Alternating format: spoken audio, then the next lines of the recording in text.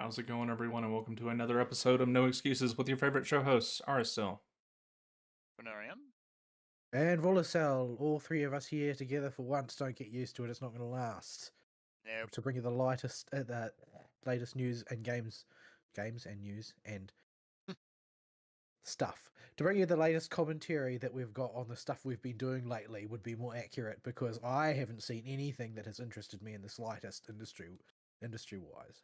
But nevertheless, we will mush on with the show as we always do, and you can get involved with the show most easily by either sending us email at noexcusevtw@gmail.com, or you can follow us on the Twitter. I don't recommend it because I hardly ever remember to update it, at noexcusevtw, or you can join us in our Discord server, most easily accessed by clicking on the link that may or may not work that's provided underneath the show description on the show archive on YouTube. Yes, indeed. It was just fixed a while ago, so it should, in theory, In still theory, work. but Discord can be weird about its links. Yeah, I'll refresh it at the end of the year. So yeah, it is the day after Halloween, for another hour and a half, and we has Vidya. It So, does. Fern, what you been doing for the past forever? Oh, yeah. So this last week, I haven't really done a whole lot in Vidya because, real life stuff that I just don't want to go into. But, it's just been chipping away at the old stuff. Still going away on Skong very, very slowly. Yeah, I saw you sent me another meme video. The first line of communication I've had from you in like 2 weeks. I mean, Skong memes are always and forever. Especially when it's a happy little song about loving your dog. But, I kind of reached the gauntlet, and that's about where I've stopped at this point. Yeah, that one gauntlet. Yeah, I'm debating if I should just muscle through it, because I've gotten very, very close to actually beating it a few times, but my head's just, after a point, your head's just not in the game. And that gauntlet in particular is long. Yeah. So usually I only have like 2 or 3 attempts at it, and then my hands start cramping up. How many masks do you have, and how many needle upgrades do you have? I've still got 1 more needle upgrade to get, I think, or I've gotten 2 needle upgrades so far. Okay. Masks, I've got 7? No. 8, I think. Okay. I'll have to look. Yeah, I can. So apparently this arena can be made a lot easier if you go off and do a few other quest lines first. Yeah, I don't know if it's a quest line so much as just finding a hidden area. Yep. Because you can just turn off an entire enemy type that's obnoxious in that arena. The not the silk sucking things. Yes. The KKK ghosts. Yeah, the KKK ghosts. Okay. You can just those things are annoying. You can just delete them from existence. Those things I found, if you go super aggressive on them, they tend to just fall over. Yeah, there's net silk positive if you jump on them right away. Yeah. Yeah, there's like a whole other needle upgrade you can get. And then there's, I don't know what tools you're using. It involves doing the meat run. Yeah. It's not that bad. Just be careful not to sprint into walls. Yeah, I noticed that. It tends to take a big chunk off the meat's durability. Yeah, you don't want to bonk. You don't want to get hit, and you don't want to bonk. You can use the silk line though. Yes. So I've been doing that, and I've got the clockwork beetle, so I'm using that, even though it's horrendously expensive. Oh, the cogflies. Yeah, that's like the meta MLG tool, or it was. They put out a few patches rebalancing stuff. They don't do major adjustments to the game, but they have tweaked a few numbers. Like the Silk skill Threadstorm was doing a bit too much, more than the other ones, and they just brought it back down in line with all the other ones. Yeah. So I'm just very slowly chipping out away at Silksong, but like I said, last week or so, my head just has not been in it. Yeah. So basically this week has all been either not gaming at all or doing a bit of Power Wash Simulator 2, because there's a game that you don't need to think for. Honestly, if you played Power Wash Simulator 1, you've played Power Wash Simulator 2. It's the same thing with a few more tools and just new maps to clean. I see. They have rebalanced the soap, though, so it is not completely useless now. So you can just hose everything down with suds and then just blast it all off and everything's all shiny and clean. But that's basically it. There is a plot in there somewhere, just as like there was a plot Is a in plot. Yeah.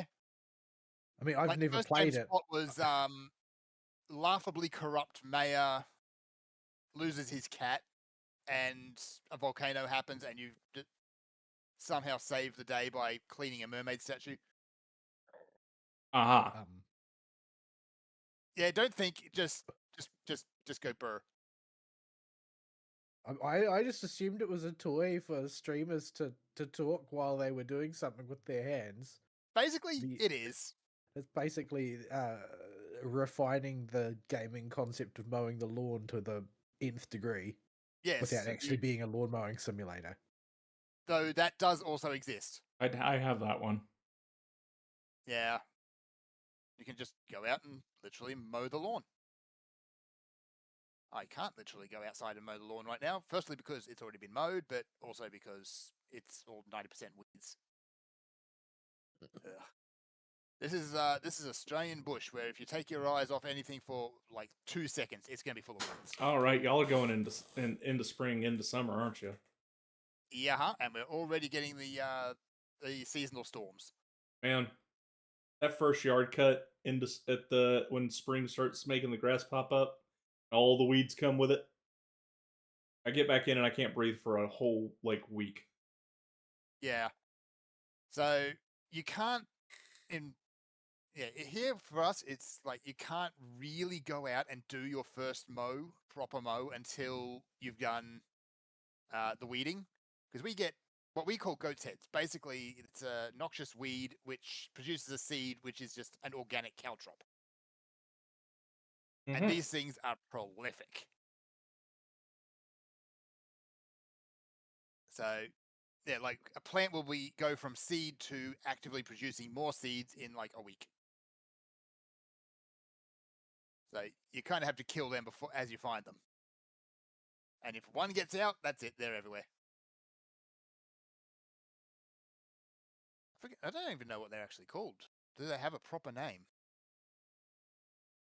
Just ask the Googles. Yeah, we have 800 gorillion weeds, and I don't know what they are because our property's so just infested with miscellaneous kinds of them. Yeah. Not sure which ones are the culprits for the major problems, but it's definitely one of them, because all of a sudden my left eye will stop watering as soon as I cut down the grass for the first time. It'll be fine for 2 more weeks, and then all of a sudden my left eye won't stop watering again. Yeah. Okay, so they're either just called the goat's head weed or the bindi, but bindi, there's many things. Is this like the only hanger weed? Yeah. I hate only hanger weeds. They're like the scourge of my childhood. Yeah, because these things pop tires on your bike. Ours tended to be a little bit more benign than that, like a little bit softer, enough to be pure agony if you should ever step on any lawn during summer in bare feet. Then you will you'll fall over in suffering, but they aren't quite stiff enough to do like physical damage to assets. Oh, these things. These are. Yeah, I picked these things out of my socks. I'm pretty sure they're in North America. Probably. I think they're basically everywhere. It's an invasive species that you can't keep it out. Because they are that prolific. Yeah, even animals won't go near them because that's so painful. Oh yeah. I'm frequently picking them out from between my dog's toes.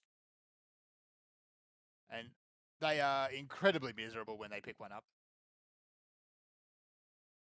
Yes, they don't understand what's going on because they're small enough oftentimes that you can't tell that there's a seed there. It feels like pain. Yeah.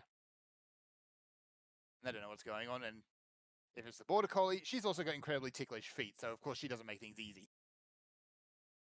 You know, But yeah, I remember that was always like the norm in New Zealand is to be in bare feet. Well, yes. when I was a child, the problem is that summer would occasionally come. Anyway, so that's basically my gaming for the last couple of weeks. It hasn't been a whole lot. I've done a little bit of Total Warhammer 3. I'm still going on the prologue on that because that's actually quite long. They So it's completely missed the chance to actually call it that, though, didn't they? they don't like people calling it that. Creative Assembly, their staff actually gets really, really snippy when people call it that. I wonder if they've actually been threatened by legal or something. That they know Probably. this isn't the trademark. If you let people call it this, it can get us in trouble. We can't defend the trademark properly unless you are visibly trying to enforce correct nomenclature. It could very well be that, yeah. But yeah, They there's should a have just few videos licensed out Total there. Warhammer. Why is there not a Total War Lord of the Rings yet? I mean, come on. Isn't there? No, there's not. And there needs to be. We got Battle for Middle Earth instead. Oh. That was a bit middling, wasn't it? It was. Excellent sound design, though. But yeah, I don't know. I kind of, if I had my druthers, nobody would ever make any Lord of the Rings media ever again. I know. Well, the grandson currently in charge of the IP actively hates Tolkien and everything he stands for. So yeah. Anyway, so most of my week has been actually dipping into anime. So I've gone sticking with what I've got now. I've added Sander onto the list, and Sander is a trip. How to explain it? Oh, it's dense. So it's Japan in the future where the birth rate has dropped so low that kids are basically institutionalized at birth, paired up, and married off even before they hit puberty. Which for some reason they're prohibited from sleeping because they will go into puberty and change to adults overnight if they do. Why? Don't know. Your fundamental premises already confuse me beyond all recognition. How do you I haven't even spell? gotten into Santa Claus yet. How do you spell the series name, Fern? Sanda. Yeah, I haven't even gotten to the bit with Santa Claus yet. What? Yeah. So apparently, like, they want these kids to grow up and produce offspring as quick as possible, but at the same time, the school principal is like 100-something years old and keeps his heart in a jar on his desk. Does not want the kids to grow up. He's also creepy as hell. Yeah, this show also has a very unique art style, and it's very, very creepy. It's written by the girl that wrote Beastars. Oh no! Oh, I did not know that. Actually, now that you mention it, that's the art style. Yeah. I don't know anything about Beastars except for the fact that the fandom is awful. That's why I haven't watched Beastars. It could have been like, well, that, and I'm not really into romances. It could have been the greatest anime ever made, but the community is so toxic that just no. I think it's too furry for my taste. It is a bit furry. Little bit. So yeah, one kid in this school is the descendant of Santa Claus, and he can turn into Santa Claus, who is not the jolly fat man, but an 8-foot tall beef god, who is damn near indestructible and has Christmas related superpowers. Anytime he wears red.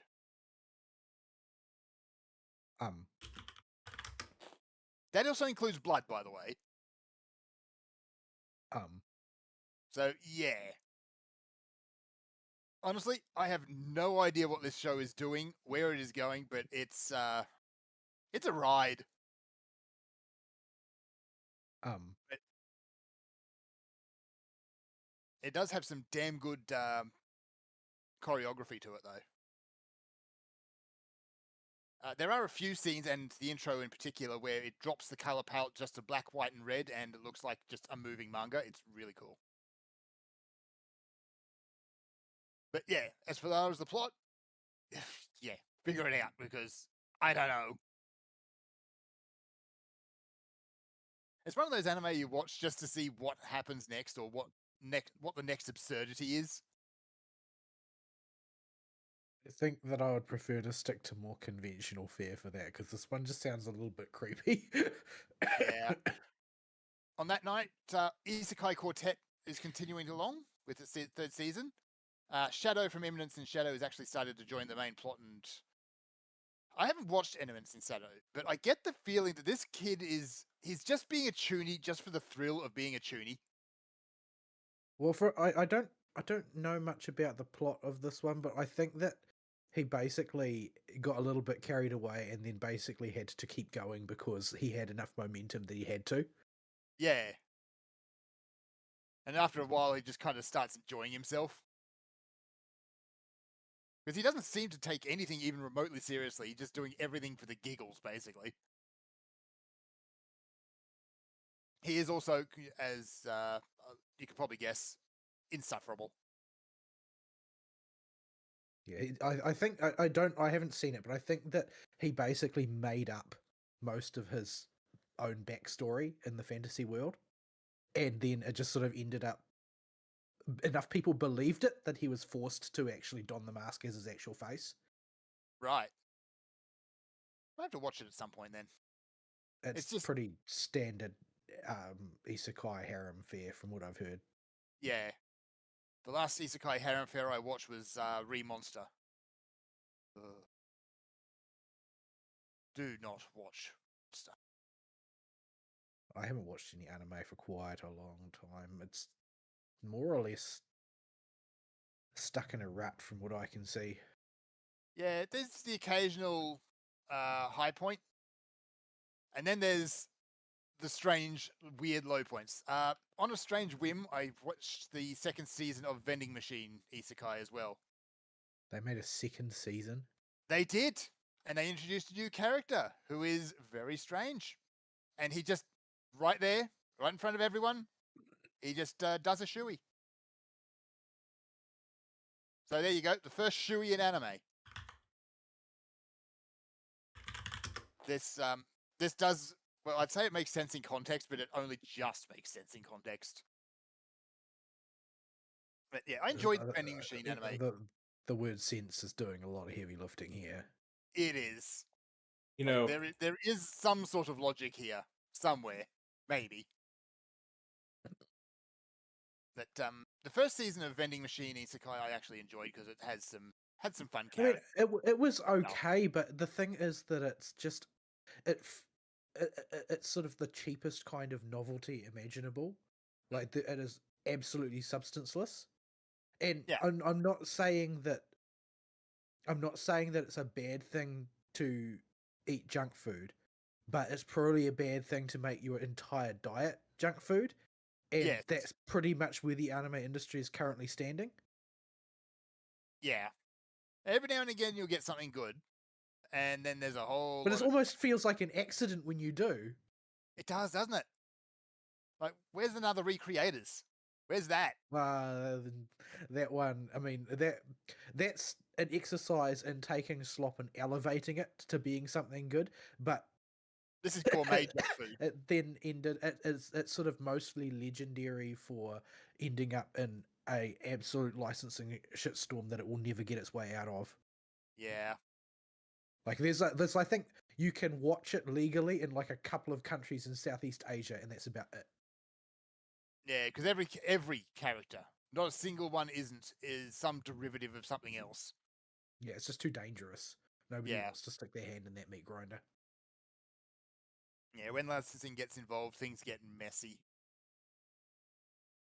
Especially for some big ensemble thing like that. So yeah, there are a few anime. Apparently, if you're into romances, you're probably doing all right. And there's been a lot of those villainess isekais lately. Like what about a the lot new of them. Digimon? Is the new Digimon working? It's working. it's starting to get its feet under it and figure out what the plot is. Basically, I'm waiting for the protagonist to stop sulking, get his head out of his ass, and actually do Digimon protagonist things. Because he's a very, very mopey kid. Now, granted, he did just watch his brother die immediately in front of his face. And then has one of the things that killed him suddenly pop up and decide it's going to be his best friend. So, it's understandable, but it's like, yeah. Did you watch the Digimon Survive prologue music video I sent you, the little 3-minute one? I didn't get around to it, no. Because just after the show last week is when everything kind of started going to hell. So, yeah. Didn't get around. Last week before. I linked it to you on October 19th. It is now November 1st. Yeah. Yeah.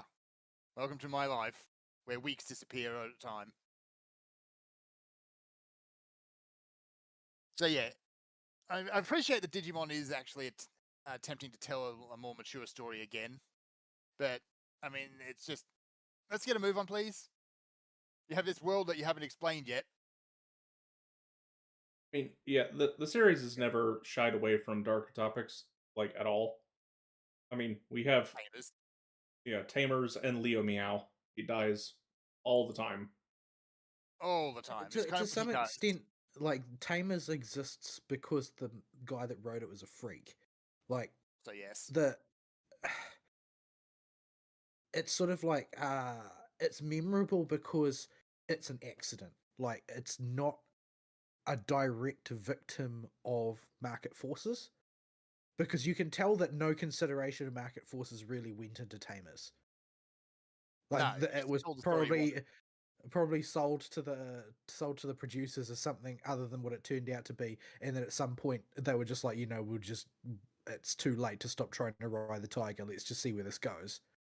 Yeah, but it was not. I don't get the impression that it was an informed decision. It's sort of like it's the opposite of the isekai slop, where the entire thing is just designed to be a marketable product. And I think that that's really the trap that anime is in at the moment, is that it's basically like, this is sort of like the moe boom of the 2000s, in the sense that it's just following a market force slavishly, and has been for some time, but I don't think that it's really growing. Like, I think the it's isekai not... boom's actually lasting a lot longer than the the, moe. the isekai boom has been able to perpetuate itself on the weight of additional people being drawn in. Like, the isekai boom would have tailed off, except COVID happened. And suddenly everybody was just watching everything they could watch. So it basically gave it a shot in the arm and got a lot of people habituated to just watching slop endlessly. So yeah, it's another phenomenon that has been perpetuated by the social tumult caused by forcing everybody to stay inside 24/7. That's the thing that happened to other people. But yeah. Honestly, I'm actually a little bit jealous of everyone who got to stay home, because I didn't get any time off at all whatsoever. Nor did I. I was what did they call it? Essential employee. Essential. Yeah, I work for an essential business, because Yeah. if you don't want poop in your tap water, somebody needs to be checking it. So somebody does need to be counting how much poop is in the tap water. Yeah, we got labeled an essential service because if you don't want to be living in your poop, you want the people that sell the pumps to work. Yeah, you've got to keep the poop out of the tap water. I have to find out whether you were successful in doing so.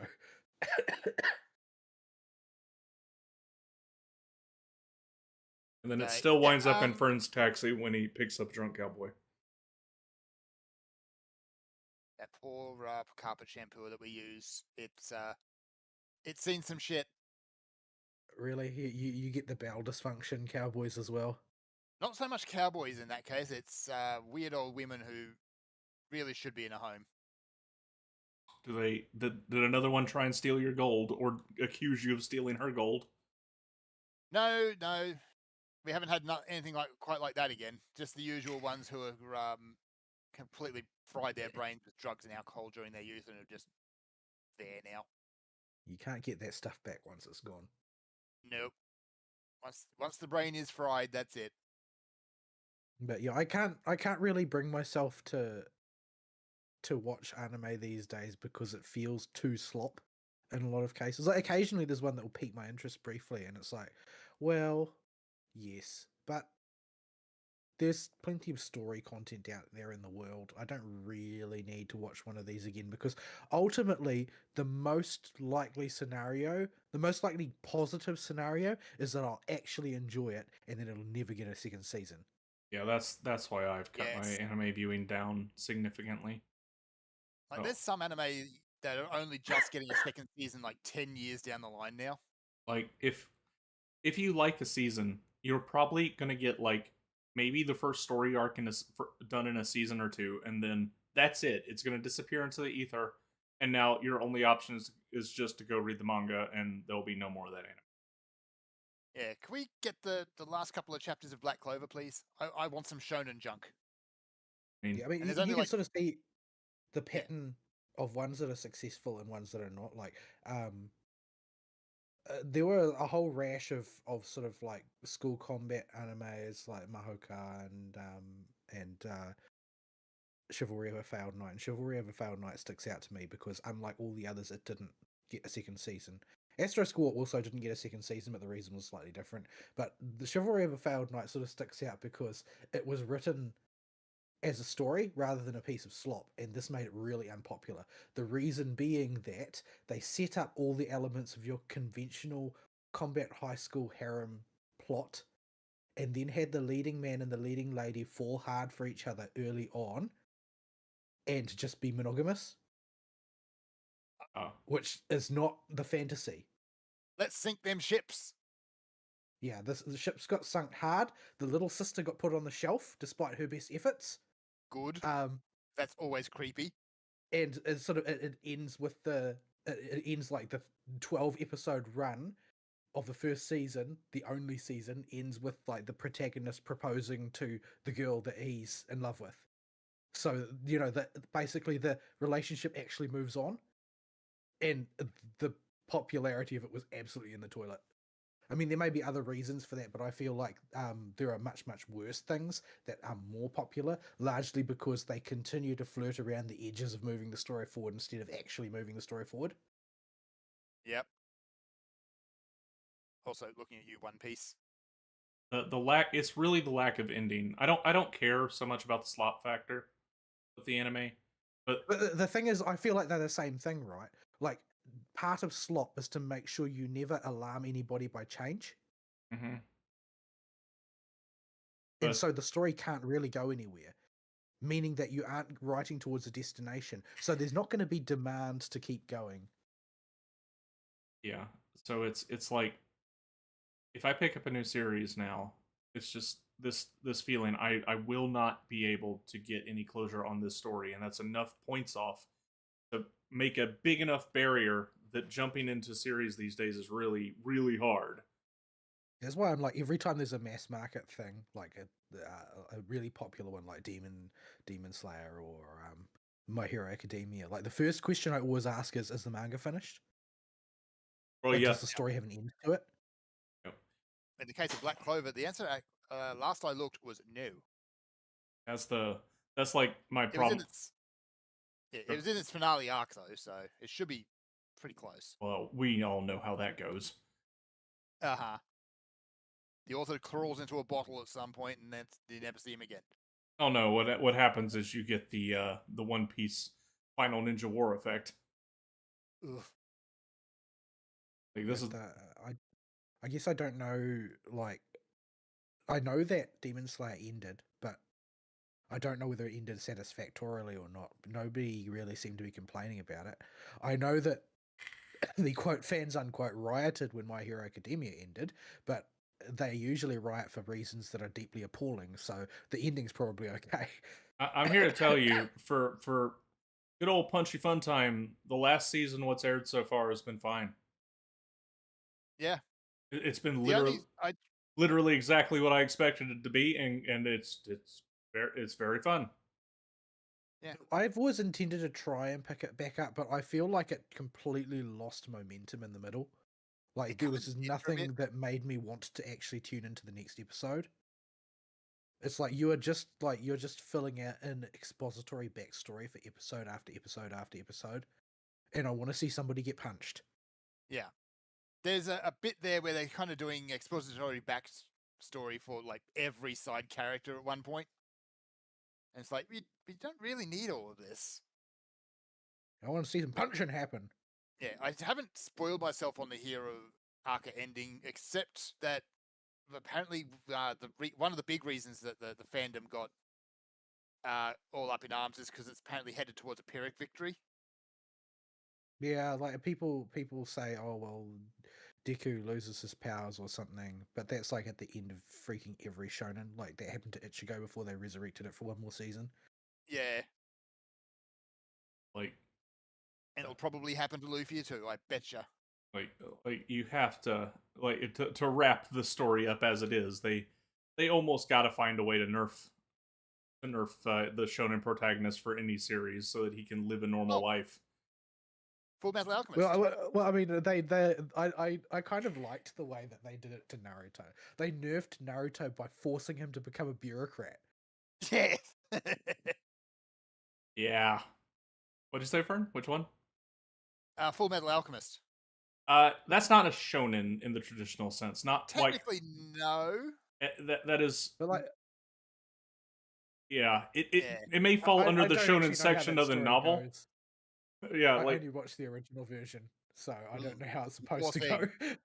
yeah, it may fit on the shelf in the shonen section, but it does not read or No. watch like a traditional shonen at all. No, it ticks a lot of the boxes, but not all of them. Yeah, I always meant to watch Brotherhood. Does Brotherhood tell the whole story, or does the Yeah. story end Yes. early? no, the Brotherhood's Okay. the complete manga story. Yeah, I always meant to watch it, but I having watched like all 51 episodes of the original televised version of it sort of put me off of it, because basically, if I had to sum it up, I'd say Edward Elric is just too much of a freaking Redditor. Like he's just the entire story is just told on a very superficial level. Like it's all there is no attempt to grapple with anything metaphysical about the setting. It's Yeah. all just, oh well, equivalent exchange is the most complex idea we've got. The Yeah, Brotherhood plays with that a lot better. there's a split point about 20 episodes in where the story will start to deviate, and by the time you get to like episode 25, 30, the story has totally changed tracks and is going where the original author intended. It's 100% different from the original. Oh yeah. You can tell the original televised one has a point at which it stops making sense, right? Because there's the early part of it, apart from a couple of episodes that are like, why is this here? The early part of it is clearly heading somewhere. It's got momentum.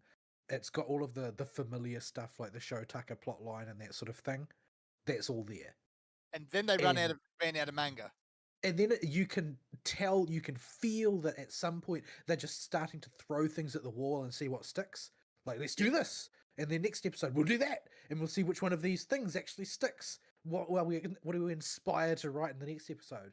And by the time you get to the end of it, it's sort of like they've clownishly managed to unlearn every lesson that took place in the first half of the series and end up back where they started. Yeah, that's about it. Yeah. So yeah, they honestly, the manga and Full Metal Alchemist went to anime syndication like years before it should have. Well, you have no idea what kind of a show like that'll be a hit when you first get the rights to produce it. At the time, it was just some girl wrote this manga who I don't even think we knew she was a girl at the time. She just had a cow avatar, and it's moderate. Somehow they got signed for 52 episodes or whatever. Yeah, but we got this moderately popular show, or this moderately popular series. We'll license that and run with it. I don't know the actual story of the full production of Full. I think I get the feeling it was an experiment because it's sort of an anomaly. Like the 52 episode run is something that used to be reserved for Gundam. Yes. So I think they ended up signing for like 52 episodes, but at the time the manga only had content for like probably about 20.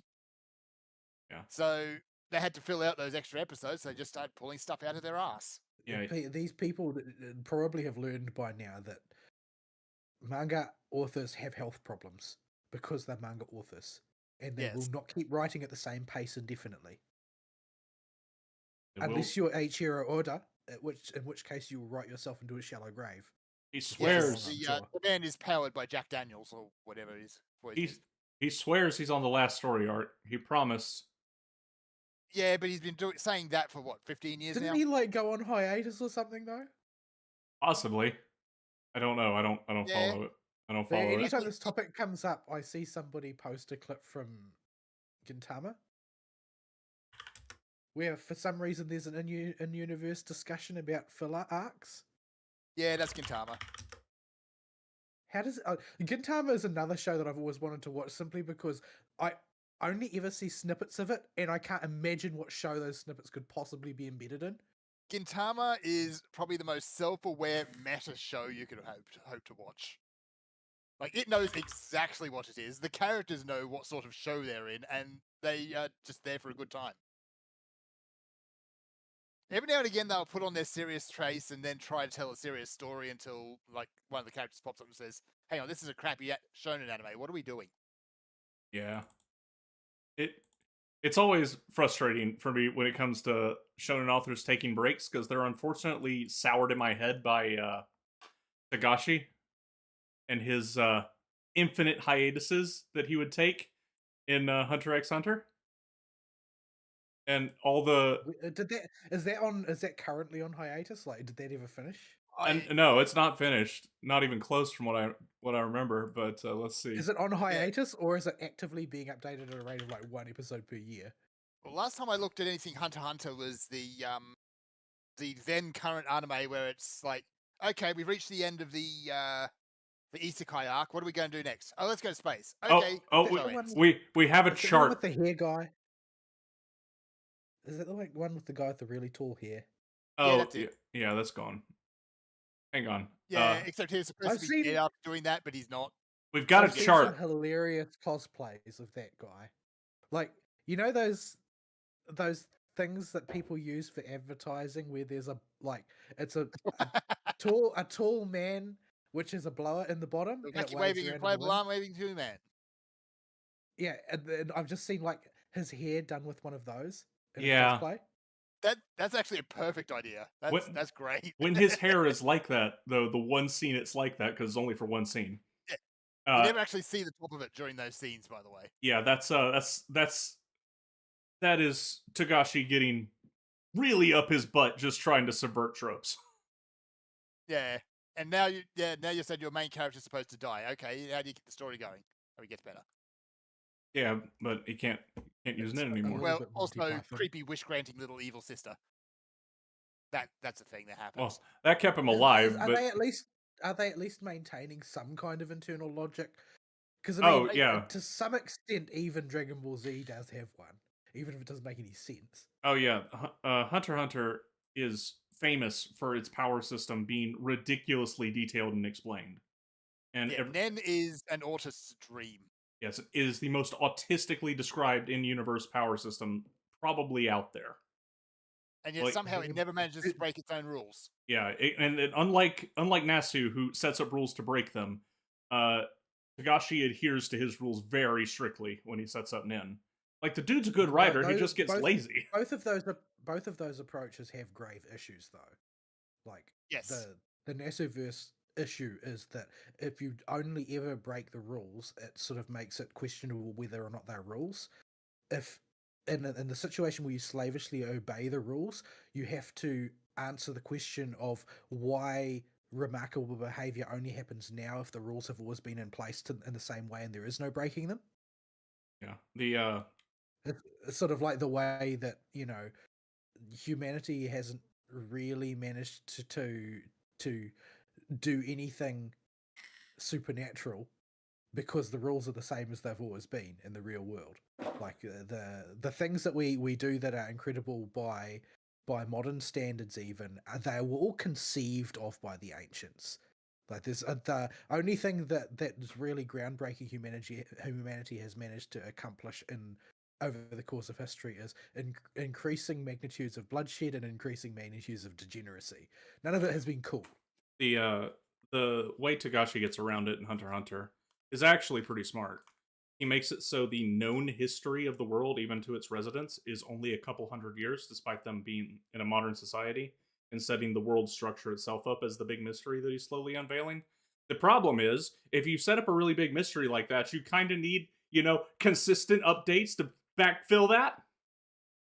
You gotta have it pay off sooner or later. You can't take 3-year hiatuses. I'm sort of got my fingers crossed that Blue Archive isn't going to go the Lost route, because I think Blue Archive has done a really good job of applying the don't do world building approach, where there are clearly consistent rules in place, but they're always just out of, like, you can only ever catch glimpses of them out of the corner of your eye at any one time, and they are sort of like all of the rules are revealed only by implication. Yeah. But Yeah. the way that can go on the bad side of things is that it can go like Lost, where they never had a plan to begin with. And then they wrote themselves in a corner and said, smoke monster, okay, over. But yeah. Yeah, Lost. Oh. That ending, after all the build up and all the mystery and teasing, says, oh, we got nothing. It's like, oh, our show's coming to an end, and either we, the writers of these last few seasons, or we're the ones that set up all this junk earlier, or we're picking up where the old writers were. We have all this set up, we laid out just because we wanted to have hooks all over the place because it made the show more interesting, and now we actually have to pay them off, and we don't have the time nor the creativity to actually come up with the payoff. Yeah, so it's like, oh, smoke monster, they were dead all along. Okay, the end. Like, oh, and by the way, time travel. Remember that was a Also thing. time travel. It's like the cop-out trifecta. Man, They didn't wake up and find it was all a dream, did they? No, they found out they were dead all along. No, was that the twist in Lost Island? I thought they made it off the island. I think that's the most popular reading of it. Yeah. Yeah, I thought it was left fairly ambiguous. Some kind of, I think the most popular reading is that the whole experience was some kind of purgatorial thing. Yeah. But yeah. There's not a whole lot of ways you can actually make sense of it. But we get on with high. Oh, right. Anyway. Manga authors having bad health sticks out in my brain because Togashi just takes too dang many. Like, the dude's set for life. Is he working on... Like, there's a lot of red on that chart. Like, is he working on other projects, or did he just sell so well in the first few years that he doesn't need to work anymore? No, the dude made Yu Yu Hakusho, made bank off that. He married the girl that wrote Sailor Moon, so they're rich forever. And he's got Hunter x Hunter, which is also massively popular. And even if he only writes 2 chapters a year, it'll still sell. Well, it'll probably sell more because the hype will be bigger. Yeah. So this guy has zero financial incentive to actually pour himself into it. So we wind up with that. Does he actually just not like it anymore? We don't know. He claims it's all his health. But you know how my response is to people when they give me my health. Like, I know manga authors are overworked, but he's not contracted where he's forced to put chapters out, so I don't think it holds as much sway with him. Well, I've seen this word become very popular lately, bed rotting. Word that I can get behind because I see it. Do tell. Well, it's basically the phenomenon of people depression will often be blamed, and it may or may not be a factor, but it's just the habit of people who don't have anything pressing to do, so they just lie in bed doom scrolling on their phone all day. Yeah, pretty much. Even if they don't make it to the bed and just lay on the couch all day doing it, the effect is the same. Are you imagining the opossum? I'm imagining a whole lot of real life examples that make me angry with the way they behave by doing that in various different ways. But all of that description fits all of them. I know a couple of hypochondriacs who do that. Oh, everybody's a hypochondriac now when they get sick, and it drives me nuts. Yeah. I mean, my experience growing up was that the expectation was that you were busy. Everybody was busy. But while I think it is on some level immoral and deplorable to not be busy, I can sort of feel the traces of sympathy in some cases, simply because the world has been set up in such a way as to ensure that hard work is very rarely ever rewarded commensurately. Yeah. But that phenomenon doesn't provide moral cover for you. It just provides an explanation. So you should still not be a shitter. Yeah. Like there are times when you want to just sit around and not be busy, but you don't do only that. You got to get up and do stuff. I'll take any level of productivity or activity. I mean, I play video games as my main hobby, but that's Yep. still doing something, still engaging my brain, still honing a skill, as useless as video games can be. It's not literally just sitting there doom scrolling on Twitter. No, doom scrolling on Twitter is probably the worst waste of time you could do, I think. Well, you could be doom scrolling on Blue Sky or Reddit. I think that's active self-sabotage at that point. Yeah, I'm pretty sure that's working your way towards the neck rope. Yes. Don't. Just don't. So, yeah. We went off in the weeds there. They got stuck to her we're socks and they hurt. We were talking about your anime explorations over the course of the past couple of weeks. Yeah, we kind of went vending machine anime and off into the weeds from there. That's, I think, all of them so far. Except for campfire cooking, which is, it's sugar. It's junk food. Yeah, well, in some cases literally, but like, Yes. I mean, it's still doing the same thing again, though, right? It's like, oh, there's a guy in another world, and for some reason he gets to use hacks instead of actually playing the game. Yeah, it's the kind of maybe the second or third era isekai trope where he gets this what seems to be a crap power, but it's actually really good. Oh yeah. In his case, the power he gets is Amazon Prime. I mean, it's not a bad power. Yeah, so basically he just uses it to bribe super powerful I'm beings. here to tell you it's not going to do jack for you in New Zealand. Oh! Yeah. It just smacked me in the head. Vol, you mentioned a show where canon protagonist went monogamous with the girl he was in love with.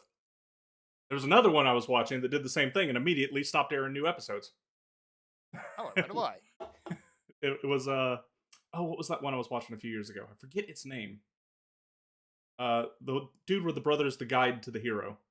Like he proposed to Rit, or Red proposed to Rit, and so they got formally engaged. Yeah, I remember that show. So they got formally engaged, and the series just poofed after that. No more updates. No, was that where it ended? They didn't. No, there was no ceremony, was there? No. They would have had an episode if there was. No. I remember there was an arc where they go looking for an engagement ring stone. Yep, and then they finish the storyline that's tied up in that little arc with the next hero, and after that it ends before we can get to an actual wedding. Because the little sister got put on the shelf. Yes. Well, the brother still lets her live there, but progress for Japan. I mean, there were some sort of interesting corners to poke into in that world setting, although it still has the sort of the tiresome RPG trope world setting. At least he was from that world in the first place. Yeah, it's not actually an isekai, but it was starting to trot out of too many of the old tropes for my taste. Like, can people please come up with something other than the Catholic Church is evil as an antagonist? Because that would be great. That would be. It's kind of done. It's incredibly Reddit. Considering that the Catholic Church has done more good for human flourishing than any other organization in human history, and it's not close by like 55 orders of magnitude, you could stop demonizing them for maybe one season. No, yeah. They can't. Part of the problem, I think, comes from people who aren't familiar with Western religion. They just think, well, it's church, Catholic, and there you go. The worst offenders are Western entertainment producers, where they'll attack any form of Christianity, regardless of regardless of what it is. But if it's going to be organized, it's definitely going to be Catholic. Yeah, if the setting is not super modern, and it's going to be Catholic, and if it's not set in America, it's probably going to be Catholic. Yeah. So I mean, even 40K was supposed to be parodying the Catholic Church. The problem is that everybody liked it. Yes, which has actually been one of the fun things coming out of it from the news this week is they put out the trailer for Bolt Gun 2 and saying, "Look, it's Sister of Battle. Let's annoy the chuds." And all the chuds basically said, "Oh, awesome!" People love the Sororitas because They the do. Sororitas are they're way more zealous and way more psychopathic than even the Space Marines. They are complete nutjob murder nuns with burning churches. I mean, come on. They throw burning churches at people. I am imagining a very angry nun in 40K armor with a church attached to a flail, a whole ass building. That's like totally reasonable. Yeah, That is In the completely within 40K their wheelhouse. universe. Like, I'm pretty sure I have a vague feeling I might have seen a Titan model that actually looks like that. But yeah, it's Yeah, I think the Sororitas Titans actually do have a cathedral on a chain. Hang on. well, for Imperial Titans to look like cathedrals is pretty standard, and they like making things look like cathedrals. Like, their weapons look like cathedrals, their mecha look like cathedrals, their spaceships look like cathedrals. From a certain point of view, they don't have much of a sense of imagination. True. But as far as the Imperium of Man goes, if you want the most mouth-frothing, dogmatic, psychotic chapter, you go the Sisters of Battle. Well, the point that I'm really trying to make here is that they were supposed to be like they were. I don't know what they were intended to be at inception, since that era is long behind us now. But there was certainly a period, and at present is still the case from the creator's point of view, that the public is supposed to view the Imperium as utterly reprehensible. But in an era where nobody has standards, nobody has principles, and nobody believes in anything, people find the idea of zealotry kind of attractive. There's comments I could make about the US political system there, but I'm not going Oh, we want to talk about that because that's been hilarious. to. I'm sort of bewildered at the fact that the American left likes to talk about reclaiming things all the time, but they don't seem to understand at the same time the concept of owning the meme, as your vice president is extremely well versed in what it means to own the meme. Oh yeah, he's changed his profile pic to a spooky version of the meme they tried to hijack from him. The pudgy face meme. I have been, though, deeply appalled at the left's latest volley against him, which is to try and sort of like twistedly imply that he's having some kind of affair with Charlie Kirk's widow. Oh, I'm sure the left goes off on stuff like that, but I treat that. Well, no, I think Big Mike Obama might be more credible. It's sort of, I think that it's actually going to work against them, because everybody can see that it's not only that it's untrue, but it's also a really distasteful thing to try and claim. Yeah. The pinko element of the American left is totally off their rocker lately, and I don't know. Most of the American mainstream media seems to be in a race to the bottom to see who can lose credibility fastest. Yeah. What were we talking about? Anyway, that's basically it. I think I'll end my week at that, because we keep going off on tangents. Did we even discuss your week? I'm not even sure if we did. Yeah, we did. It was mostly the anime. There's anime and Power Wash Simulator. Yeah, that's been pretty much it. And a little bit of 40K, where I've just been not 40K. It was Total Warhammer's and Fantasy Universe. So I it's wish they hadn't ruined Warhammer Fantasy. My goodness. yeah, it's not Vikings running around trying to find their bear god, whereas Zinch is just doing Zinch things. Changing stuff. It's kind of what he does. I think that the Total War Warhammer universe is actually the original Warhammer Fantasy Battle universe, not the current one. I I think it think is. Yeah, they actually had to fork the canon. because the current one is awful. Yes, the current one is terribly awful, and that's Yeah. why Warhammer Fantasy Battle has completely fallen off the face of the earth. Its strongest representation at the moment is Total Warhammer.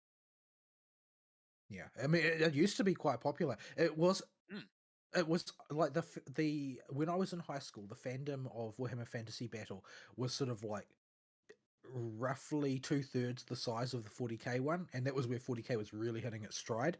So it still had a really strong contingent among my contemporaries. There wasn't much overlap. Like the Warhammer Fantasy Battle people were like really into Warhammer Fantasy Battle, which is more about formations and stuff than the skirmish nature of 40k, which is what I was playing. But when they changed the setting, when they overhauled the canon, basically, the game stopped being played functionally. Yeah, because they took all the zest out of it, really. Well, they took all of the stuff that made it distinct from 40k out of it. Yeah. Now it's just like, okay, these are elves, but they're actually the Eldar just text down. Yeah. Like there Like, I was mean- an element of that in before. There was a degree of overlap, but now they're just No, I mean if you look at the way the High Elves operated in Warhammer Fantasy Battle, I'm only familiar with about 6th edition or so, but like they still operated the way like they would in Lord of the Rings. Like they had these particular types of infantry that you're likely to find. Like they had sort of like really aggressive axemen, and they had the swords masters, and they had the heavy cavalry and the medium cavalry and the light cavalry, and they had lots of archers and specialized in archers, lots and lots and lots of archers and pikemen and that sort of thing. And you had arrange them in their ranks, and they had their rules. So okay, so the front rank can fight and the second rank can fight as well because they've got spears, and the elves had some special advantage. I think that more than one rank of their archers were able to fire at one time compared to others because they were more skilled at reloading quickly and things like that. Like it was very much a middle child between the freeform Warhammer tabletop game that 40k was and the classic historical wargaming type thing. Yep. But it's dead now because they tried to make it more like the popular thing. But putting Space Marines into Warhammer Fantasy Battle didn't make sense because people who like Space Marines play 40k. Yes, that's kind of where People you go. don't like Space Marines play Warhammer Fantasy Battle. Hmm. But you put Space Marines in it. So those people don't have a reason to play anymore. Just doesn't make any sense. It's also why Fantasy Battle worked so well with Total War, because that's basically what Total War already is. But I think a lot of these things, like a constructive future for these types of gameplay, are all going to end up being much like in pen and paper roleplay, homebrew things that have forked away from the big juggernaut properties. Like Wizards of the Coast have pretty much murdered D&D at this point. Yeah. It's But Their, to some extent, it doesn't latest really one. matter because people play tabletop in their own way now. And I think a lot of that stuff is like in the future, you need to have communities that are real communities in control of the hobby rather than communities beholden to corporate overlord decisions. So you're going to probably see something like Warhammer that emerges that is powered by community rather than powered by corporation. At least I would like to think that that's the case, because what we have seen play out in practice is that the corporation will strangle its own baby in the crib given enough time. Yeah. Hell, Wizards of the Coast at this point just seems to be actively going out of their way to do so these days. I mean, Games Workshop is doing the same thing. They are. Like everybody is fairly confident that female Space Marines are going to be an inevitability at this point because they keep laying the groundwork for it, and they're just like they're looking for their moment to strike. Like they forced female custodies into the canon, and And then tried to Space Marines are gaslight going. everyone. Yeah, they tried to gaslight everybody that it had always been there when everybody knows that it wasn't the case. And I think that if nothing else, that showed a lot of people that the corporate entity running their game doesn't have the future of the game at heart.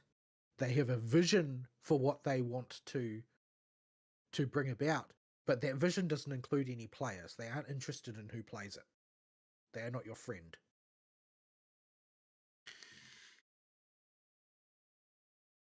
So yeah, that's how kind of tabletop is these days. Is like people will start playing with the stock rules, and then usually probably about session 2 or 3, or Yeah. game 2 or 3 at the Well, absolute latest, they're off into homebrew. yeah, whatever. No meteor is going to hit and make 3D printing extinct either. No, And it's just getting more and more accessible. and I think tabletop in general is going to run into even more shoes with it as time goes on, because basically you only will start fresh with D&D if you're like a young teenager and your entire group is trying to get into tabletop all at once, and you know D&D from name recognition. They know about it because they watched it on Twitch. Yeah. Yeah. That's to its credit, like 5e 2014 anyway is like the ultimate gateway into tabletop. It's very easy to pick up, play. You don't need to think. You have fun with it. Yeah, I took a flick through those rules, and there's like bonus actions and flat advantages now a thing that has been super simplified. Yeah. I suppose if you really just want to bust into it, it's a simple enough starting point, but I can't see anybody sticking with it because there's just no room to fudge there.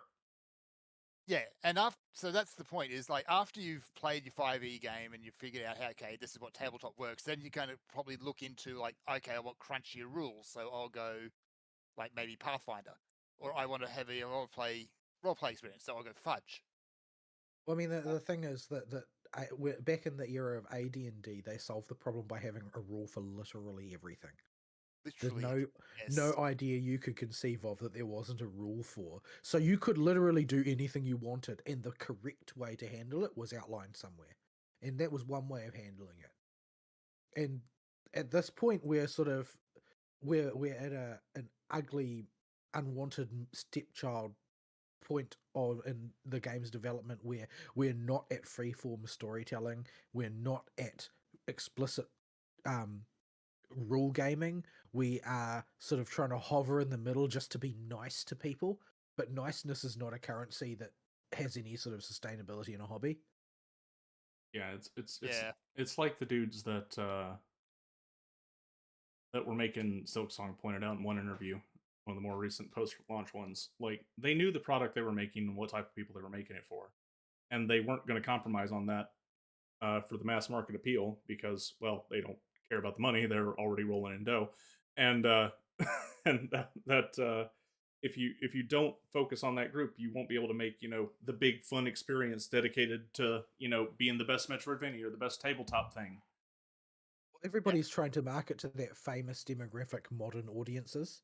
Yeah, which is just woke lowest common denominator. Yeah, the other adage the thing is, try to please everyone, you'll please no one. Woke lowest common denominator is who they're trying, is who they think they're appealing to, but their audience doesn't actually exist. It's not there. Woke lowest common denominator is their tactic, but they never bother to check if there's anybody in that box, because all of those people have already, spent all of their money on bootleg estrogen to inject into Halloween candy for kids. That's grim. Was a thing going around Blue Sky for a bit yesterday. Saw it on the forums. Ugh. I saw it on the Twitter as well.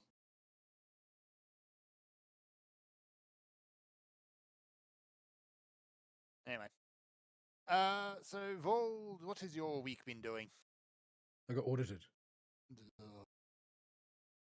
I'm so tired of being audited. Can it please stop? Like, it's just a waste of my time. I never find anything worth discussing. But I have to devote my entire heart and soul to it for weeks. It's awful. Things only get worse too. Anyway. Let's see. Blue Archive. So, a new chapter came out, Yakiako Part 2. I enjoyed it, and there was a certain amount of momentum there, but I feel like the circle in which that story takes place is a little bit small. The other stories had like big and resonant implications. I mean, the initial part of say Foreclosure Task Force had quite limited implications in the sense that it was just a small thing happening to a small group of people trying to defend their small patch of land, but it was a means by which we were able to get a glimpse into the underlying rules and forces in contention over that setting. And as such, it had greater implications. And Eden Treaty was a story that took place on a very large scale. In the case of Hyakiako, I feel like it's sort of got a little bit of the same problem that the SRT plotline has, in that the implications of it are kind of weirdly narrow.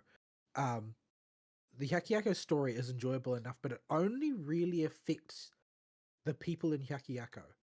It doesn't really affect anyone else. There's certainly stuff happening, but the stakes just don't feel very high. Like, everything is about, some group's personal grudge against, I don't know, society or whatever. It has exercised in a limited influence over one particular area of Kibotos. And so it's very important to the characters involved, and that's why you can still enjoy the story. But it doesn't have the sort of tendrils reaching out into the greater plot that a lot of the stories, particularly pre-final chapter, had. It's something that you can draw out implications from it, but you have to work a lot harder because they're like not very obvious. Like Kuzunoha, for instance, was once upon a time a normal student, even if she was the president of the Hyakuhyoran. My goodness, it's a mouthful of a word. She was the president of what is effectively the Hyakuhyako Disciplinary Committee, but she's no longer even really a person. She's just sort of an existence that has a sort of undefined position in time and space. And that's certainly a phenomenon that exists within the scope of Kivotus's lore, but we don't really end up any the wiser about it. And the story resolves without resolving much of anything except for the current crisis at hand.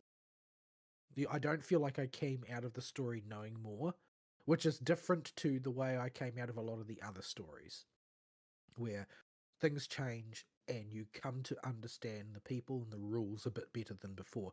Hyakiako's story in chapter 2 was more or less just like dealing with unfinished personal business of some of the characters involved in Hyakiako chapter 1.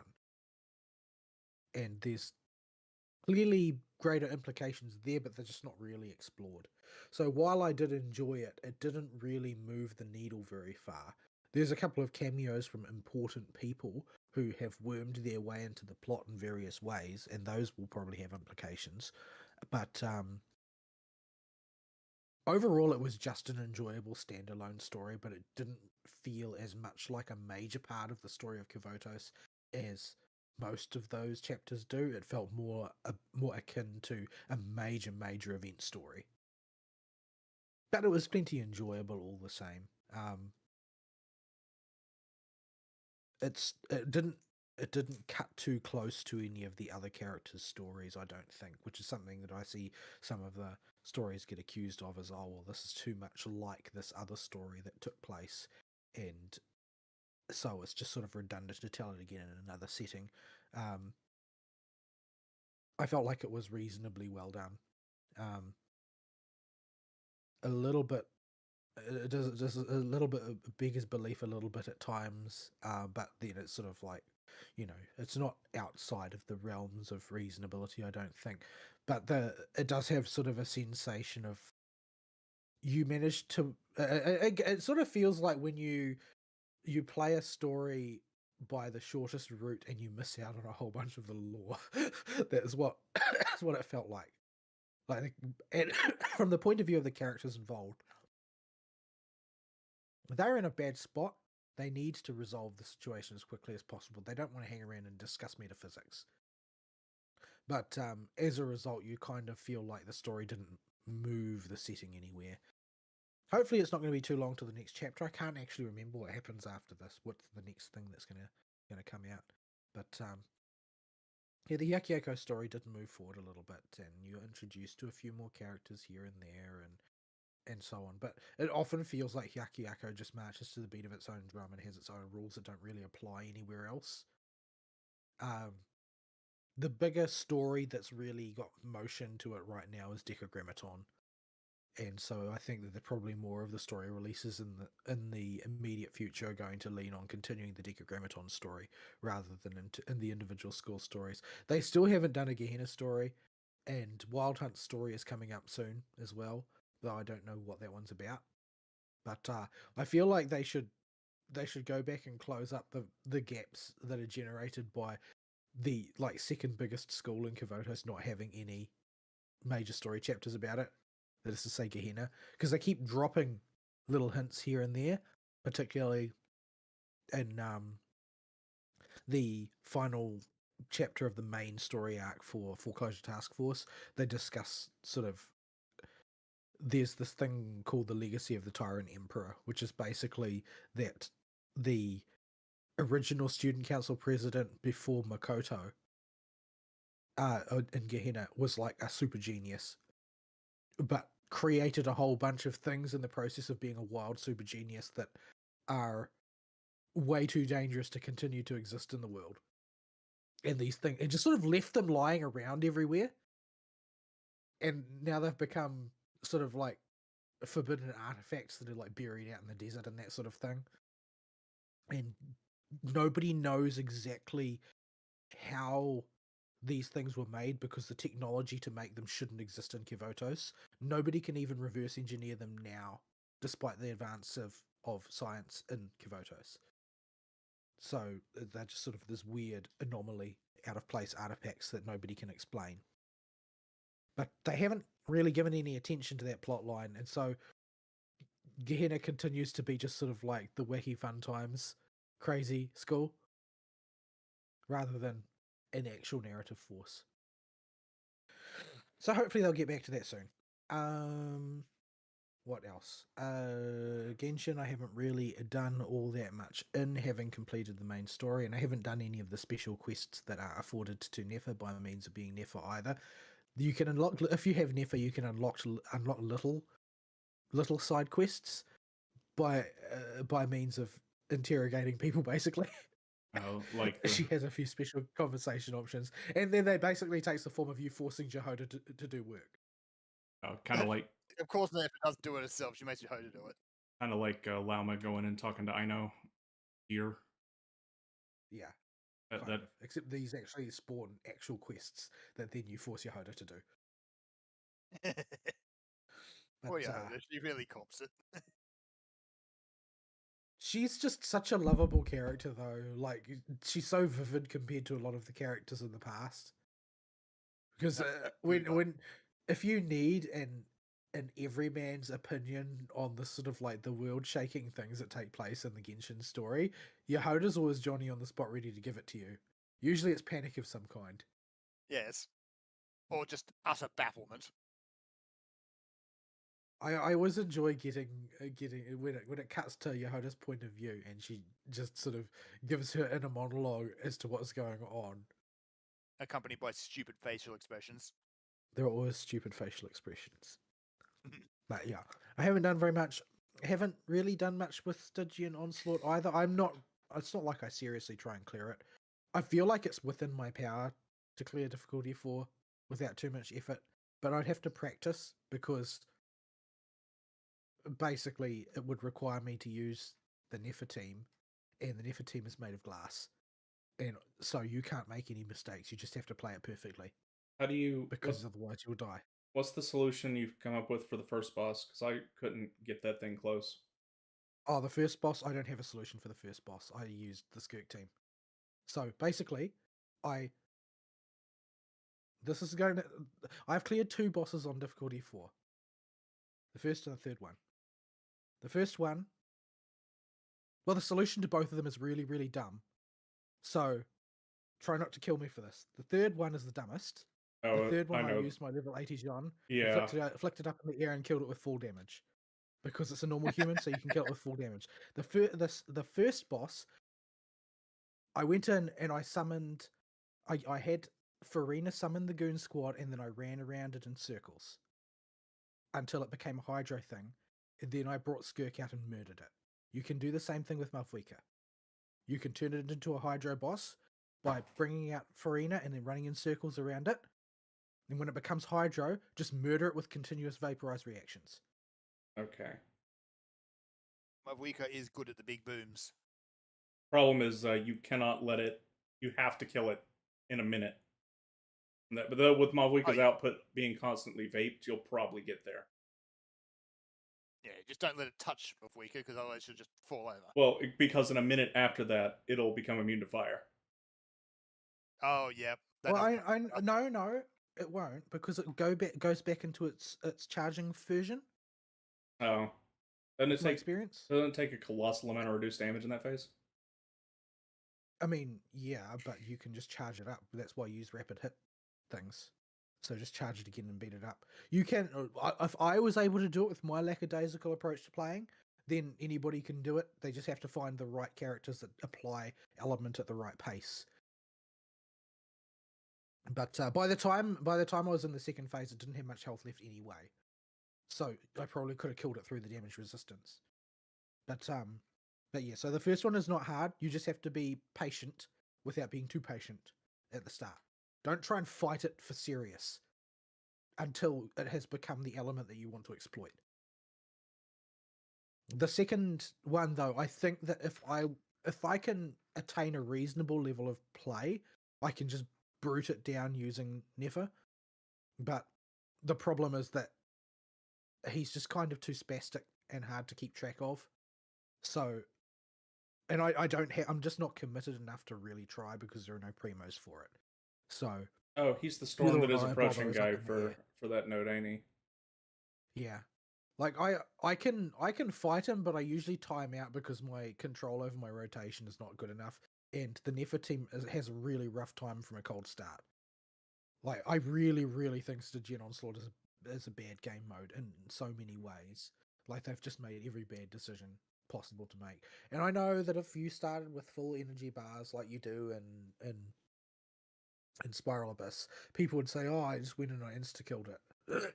But I also don't like the fact that starting with empty energy bars means if you're a sweaty person, literally every person is just using a cookie cutter builds, which are the same team they would use in Spiral Abyss, except everybody's using a Favonius weapon. Like that's the only tactical difference that actually exists at the high level of play. So it was a waste of effort making it difficult on everybody else who just doesn't have access to like a million R5 Favoniuses. I don't see why they couldn't give us like a third of an energy bar just to get some characters, that little jump they need to get their bar up. Plenty of game modes at least start us with half. Yeah, I'm just not that. I'm not that concerned because they've gone out of their way to make Stygian as unfun as possible. I will say that I vastly prefer fighting human-sized enemies over giant monsters in that game mode because you actually do kind of feel like you're fighting them, not that you're just sort of wailing on a big blob in the middle of the arena. I don't particularly enjoy that.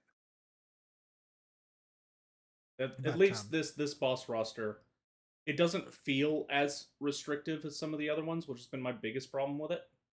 It's still got caveats and stuff you need to answer, but it doesn't feel just completely element closed like some of the other ones. Yeah, it's not really element closed at all. The middle one, the second one, is kind of Luna closed. Like I can see that if you're not using Luna reactions, you're going to have a rougher time because Luna reactions are so much more effective at dealing with Wild Hunt enemies. And it's not close. They've just got such a huge bonus in that regard. But other than that, it feels like it's not too bad. Because you can use basically any bi-element team to deal with the first one. And you can use anything that can reasonably fight an operative to deal with the third one. Barbara getting a workout.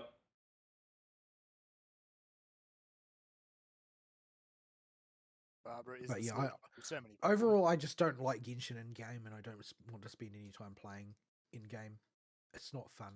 Like I pull for recent characters because I like the characters, not because I want to compete in the in game. Like, I do think about in game in HSR because it feels like it's more within my reach, and I don't have to mold so hard just to pass the challenges, because things will follow a particular prescribed order if I hash it out thoroughly enough. But yeah, I pulled Nefer because Nefer is cool. I didn't pull her because I wanted to be successful in Stitching Onslaught. So I just don't care that much. But yeah, I don't know. It's like I'm wondering if there's going to be anything to do for the rest of the patch. I'm still wondering what's coming down the line. I haven't claimed the constellation because I'm waiting to see what the Hex and Zircle character modifications are to Klee and Mona. So if it's significant, then maybe. But Mona would be a really boring constellation because she's at C2 presently. So she would get C3, which is not fun. Klee would get something. Just whether that something or not means anything, I don't know. Hard to say. The default after that would be Yaimiko, simply because I like using Yaimiko. But while I like using Yaimiko and her C1 is quite good as far as C1s go, Yaimiko herself is a bad character that needs help. The main reason I get so much use out of her for practical reasons is because I don't have Fischl C6. If you do have Fischl C6, there's literally no reason to put Yaimiko in your team unless what you want is a second Fischl C0, which is functionally what Yaimiko does now, because she's so far behind the power curve that it's her off-field application is the only thing that has residual value. The fact you gotta set up 3 of the turpits, it just takes too long compared to whipping Oz out. Yeah, and most characters that do off-field stuff have a one-touch bring it online. Like, there's not really any difference between Yaimiko's off-field and, say, Mavwika's off-field, except, number one, Mavwika's off-field does silly numbers, and number two, you tap the button once to get it. Other than that, they're the same. One is a strict power creep of the other one. Yeah. So yeah, I really think that they need to have a breakup with this idea that they can't overhaul characters, because it's been demonstrated now by 2 of the other games in their stable that you can do it, and you won't get sued into oblivion for doing so. Like, could you imagine how much more useful Yaimiko would be if you didn't even tweak her numbers? Just let her hold her skill to drop all 3 turpits. Like, she still wouldn't be good, but she would be usable then. I sort of honestly, I kind of like the dropping the 3 one at a time better from a theming and experiential viewpoint. The problem is that they power creeped it. If everybody had to drop 3, then there would be no problem. Because I think the 3 feels better in a certain way. Like, it feels, oh, well, I'm doing a thing. I'm not bringing a character on field, tapping one button, then pushing them off field again. Like, from a game feel perspective, it makes more sense. But unfortunately, that's not the route that they've gone. So yeah, I think that they need to rethink a lot of this stuff. But you know, they're behind the 8 ball on it quite badly, and you know they've gone through periods of pretty severe stagnancy in the past, and I think that they're likely to go into another period of stagnancy before too long, the way things are currently going. But yeah, we'll just have to wait and see. Durin is likely to power creep Malvika for off field, I would say, based on what people are talking about from CBT. But yeah, we'll have to see where it goes, because I really don't want to pull Durin at all. I don't have any interest in pulling anything from the next patch. I need to hoard for Columbina, so... But yeah. Yeah, so I don't think there's much else to talk about in Genshin. The sort of the Saurian puzzle quest is not really much to write home about. It was an interesting diversion for an hour. But that's about it. Yeah, it tacked on like 10 more minutes to the dailies, and that was about it. Most of that was spent in the loading screens. Felt like. Yeah. I say an hour because I just did them in a block. So yeah, that's that one. Star Rail has nothing going on right now. Everybody's champing at the bit. Everything that's happening in Star Rail right now is happening in the absolutely toxic online discourse. I'm very not happy that the Chinese channel is getting way more content leading up to the next patch than any other language. I don't know why they aren't translating some of them. I hope that they will before it comes out, but I haven't actually watched the character trailer yet for Cyrene. I watched her sort of her lore trailer, but the one that was more interesting to me was the Myriad Celestia trailer. And the Myriad Celestia trailer has made quite a bit of splash because of how much lore stuff you can draw out of it. It's basically an exercise in the Stellaron hunters chatting about the world lines that they avoided by basically setting things up such that the Astral Express would go to Amphorius, and so they discuss, okay, so these were the other options when you have that conversation in the main story about where are we going after Penacony, and you've got various options you can pick from, various points of interest that each of those locales have that you could go to, and Amphorius is just one of those selections, and no matter what you pick, the vote lands in favor of Amphorius in the end, so you go off to Amphorius. But the Myriad Celestia Exotale Scene 8 talks about the actual implications if they had made any of the other choices than Amphorius, because if you are up with the story of Amphorius, which Fern isn't, basically everything is going deeply in the shite right now, and the galaxy is at risk. But there's still time to avert disaster, which is something that doesn't really apply to the other world lines. So in the Lushaka world line, where they visit the ocean planet Lushaka, basically what happens to the Astral Express if they go to Lushaka instead of Amphorius is that they have a great vacation and they have a really fun adventure on the ocean planet, and everything is fine. Except that leaves Amphorius totally unaddressed. And eventually everything goes bad and Herta ends up dying and becoming a Lord Ravager. And then leading the third anti-organic war in an attempt to purge the galaxy of all biological life. Which is not ideal. Yeah, definitely not. If instead they picked Melastanin, which is Melastanin is the site of like, I think like the original major Stellaron disaster. So it would be sort of like an investigation and relief mission. Apparently Selenova is stationed there, and Selenova is basically the Lord Ravager who manages tactics for the forces of destruction as a whole, and they would basically end up in direct conflict with her and get stuck there or eliminated there by Selenova. And in the absence of the Astral Express actions in that world line, basically Jingchu's strategy for dealing with the abundance goes completely off the rails, and basically she becomes a Lord Ravager instead. And you know how Lord Char's carrying the coffin around and so on? Well, basically the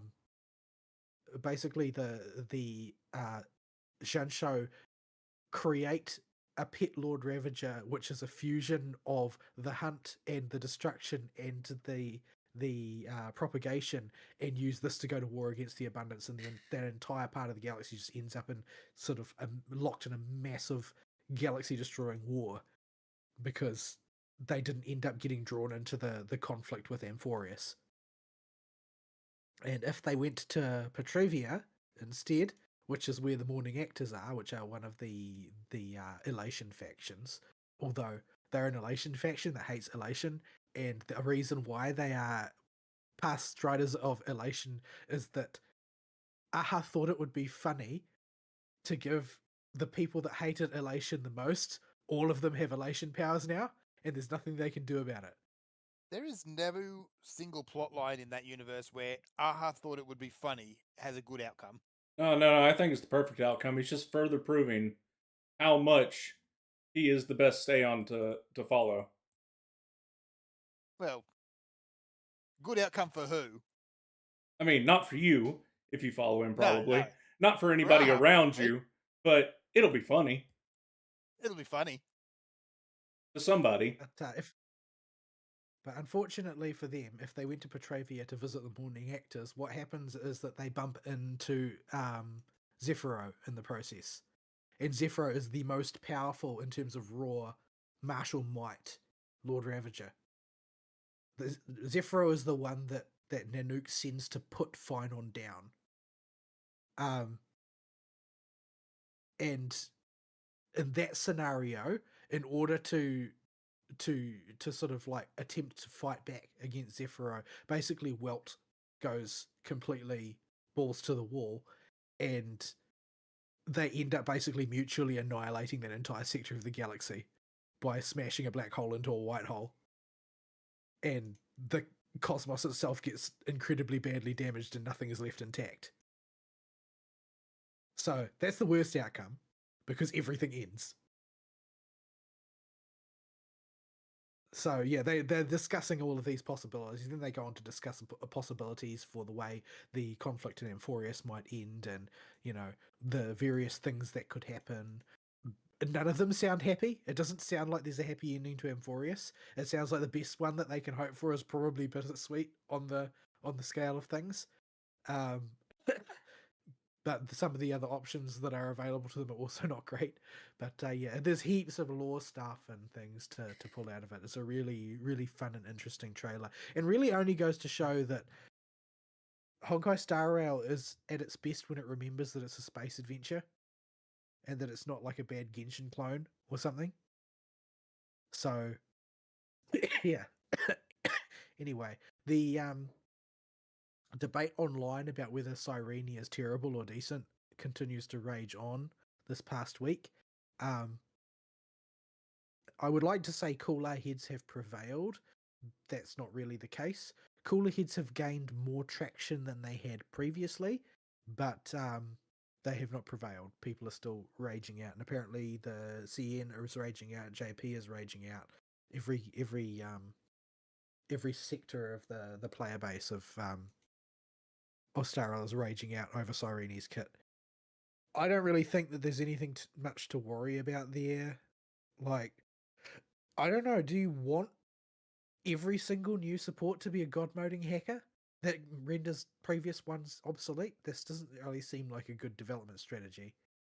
And I'm a little bit concerned that MiHoYo's team working on HSR already have a massive menagerie of bad habits, and I feel like the way things are going down with Cyrene could teach them even worse ones. Namely, number one, a character can have a mediocre kit and it will still sell like hotcakes because you put Alesia's face on it. And number two, what people actually want is for every character to power creep the previous one. Because if you were to just listen to what people are saying, you would probably draw that conclusion. Now, none of them have thought about the implications of that, and it is reasonable to say that has been infinity years since the last time an HSR character was announced that didn't immediately get doom posted to hell and back by the alleged community. But yeah, I think Cyrene will be fine, but I think that she's just been released at an odd time as far as the way people are currently thinking, which has made people react even worse than they would otherwise. Basically being that she's designed to be a near perfect support for a number of teams, but she's not a perfect support out of the box. And what she is, I think, is a investment proposition. Since she's the last M4S character we're likely to get, possibly ever, quite likely ever. I don't know how the story ends. Maybe M4S just joins the rest of the galaxy at the end. Somehow I doubt it because Xiaoji doesn't write happy endings. She's the last M4S character we're going to get, and she's a vertical investment proposition, from what I can see. So basically, if you have completely fallen in love with your M4S main and you want them to work all through 4.0 and into 5.0, then now is your chance to ridiculously dump heaps of whale money into the system to get the perfect supports. Because they're having those massive M4S banners as well in the last M4S patch, where there's like 7 different M4S characters going to be made available on the gacha to pull for in the last patch for M4S. So everybody who adores their team, their M4S team, can dump money into vertical investment to keep them usable because they can't bear to part with them all through 4.x. I haven't really taken that approach with anyone except possibly, arguably, Firefly, because I love Super Break. And Super Break is having a bad time right now, so I put a couple extra Eidolons into Firefly so that I can keep using Firefly. So I took this approach to some extent, and I'll probably continue to take this approach with Super Break since it's got my favourites in it, where I'll just continue to push that team vertically so that it will stay as relevant as possible. And, people are going to relay, tag in, tag out over the course of time. And current rumors from beta testing is that Constance is a Super Break support, which would make sense because she's Nihility Fire, and Nihility Fire is like the favorite position of break supports. But also the leakers suck at their job lately and have been giving bad information for some time. So maybe they're just wrong. But so with Constance coming out, the patch after the coming one, I'm just going to hoard for Constance instead probably. But Elysia's major skill as a Honkai Impact third is tugging on your heartstrings. So she may just bushwhack me into pulling for her anyway.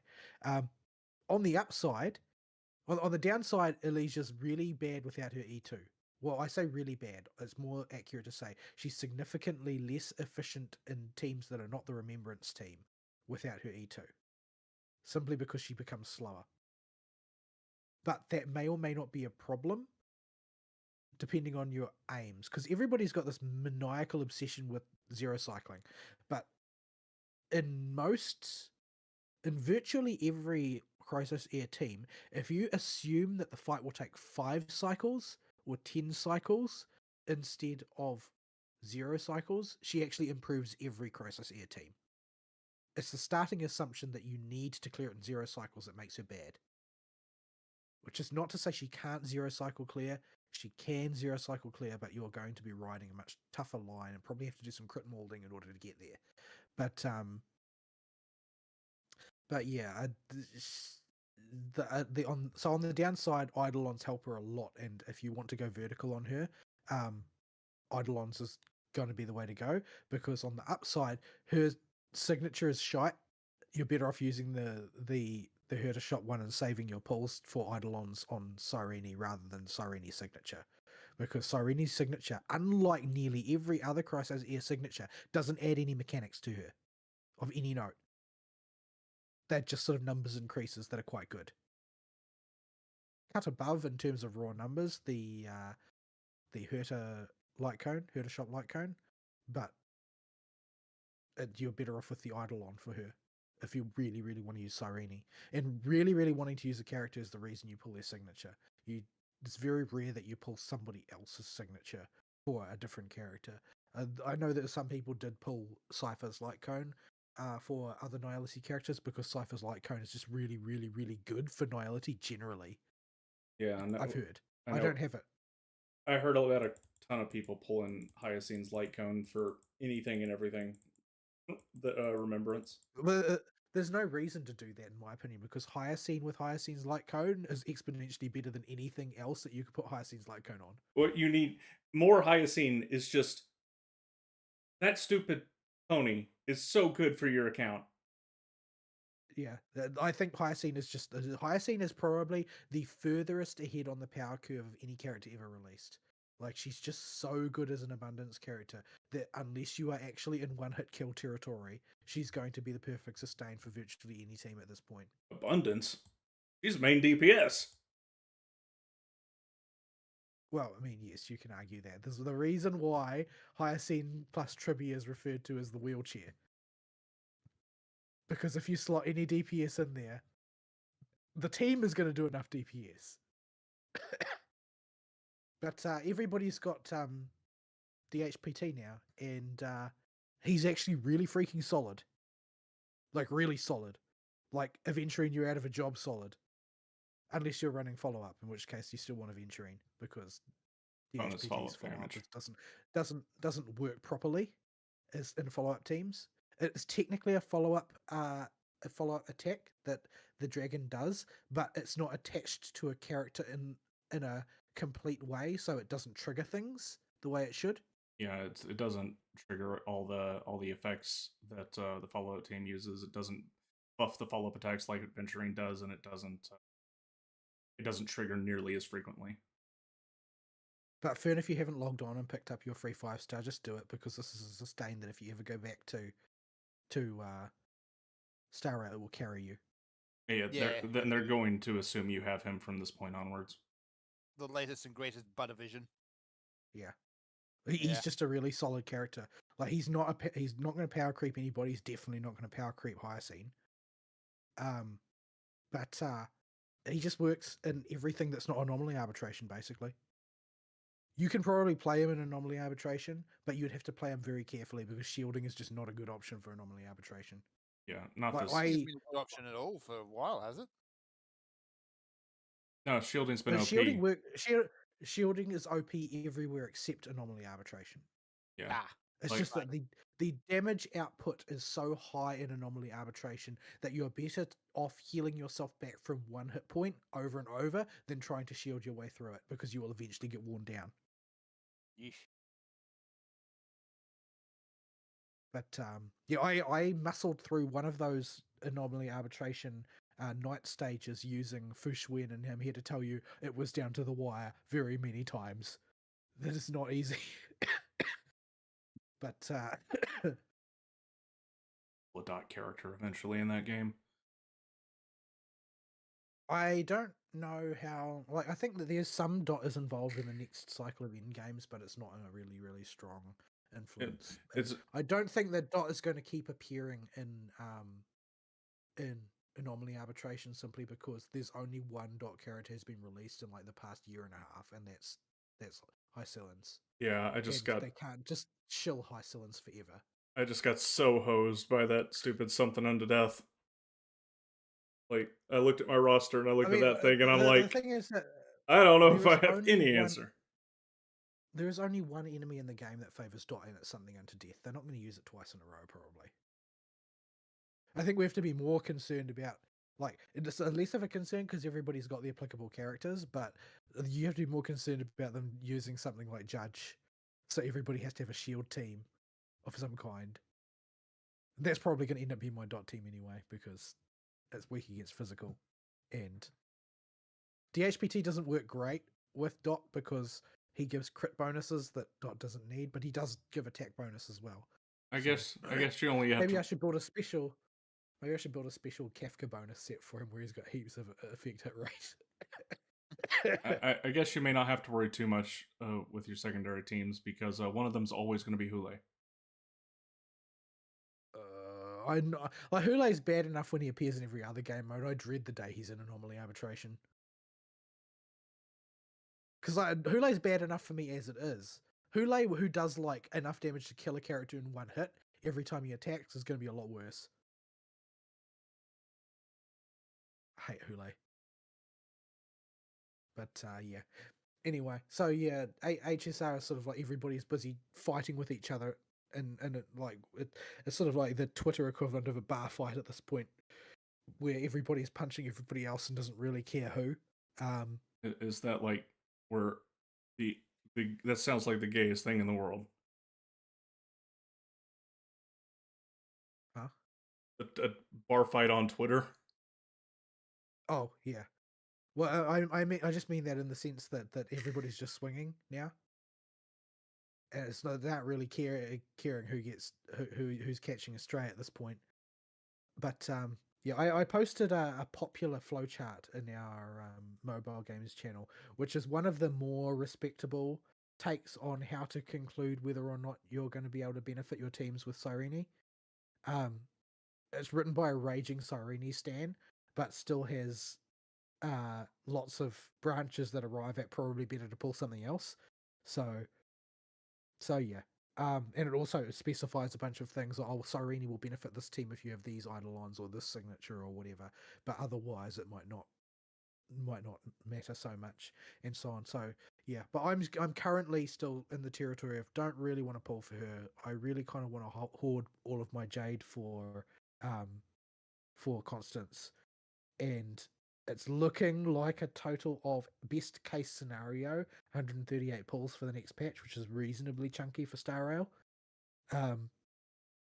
But I mean, it's not actually going to be that many because nobody's going to clear the entire Currency Wars ladder in one patch. That would be mad. But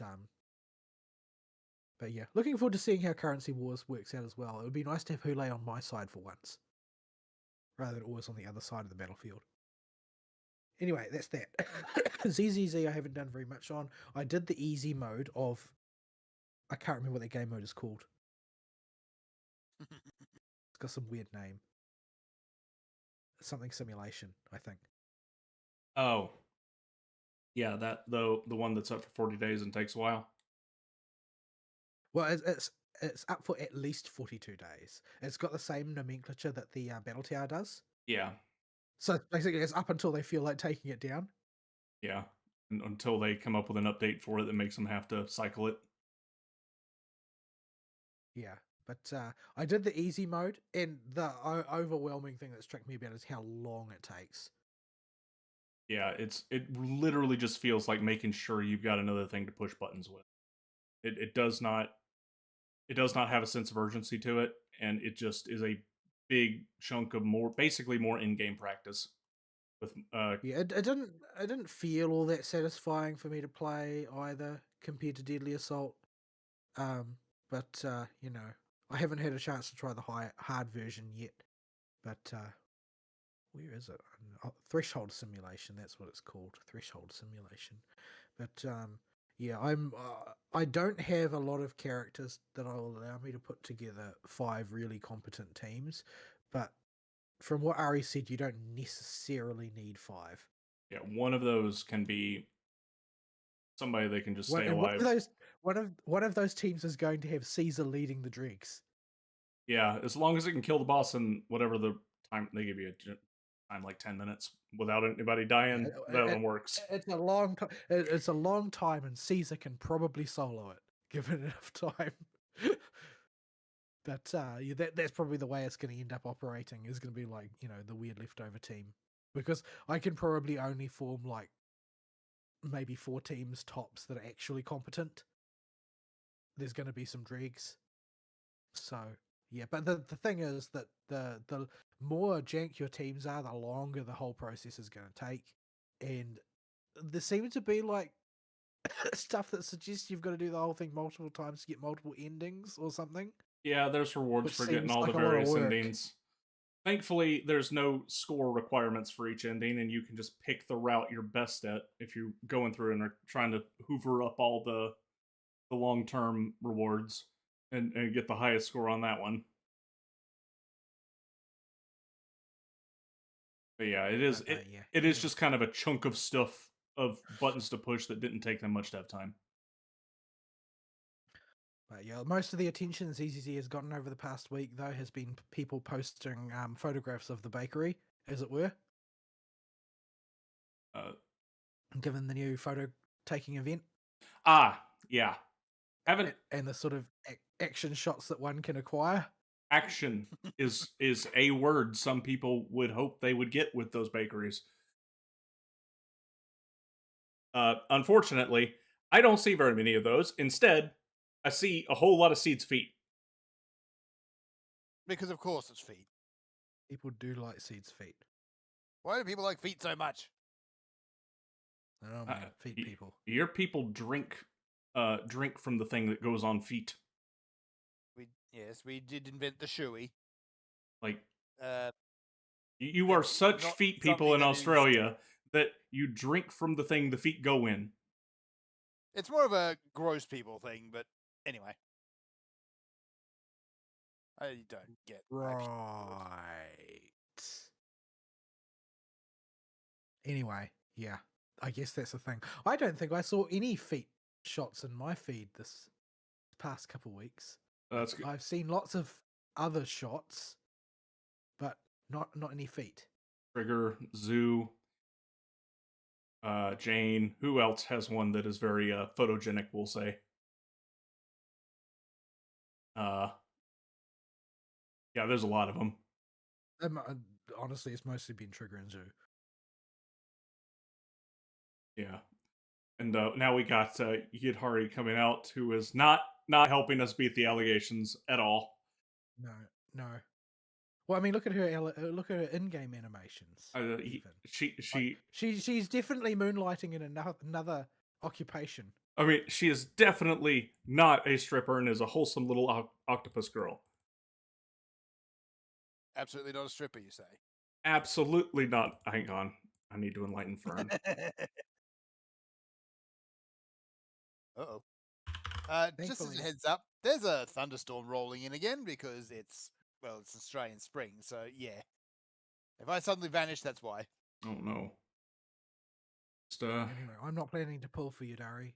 Thank goodness, because I don't have any polychrome. Because I got ruined. But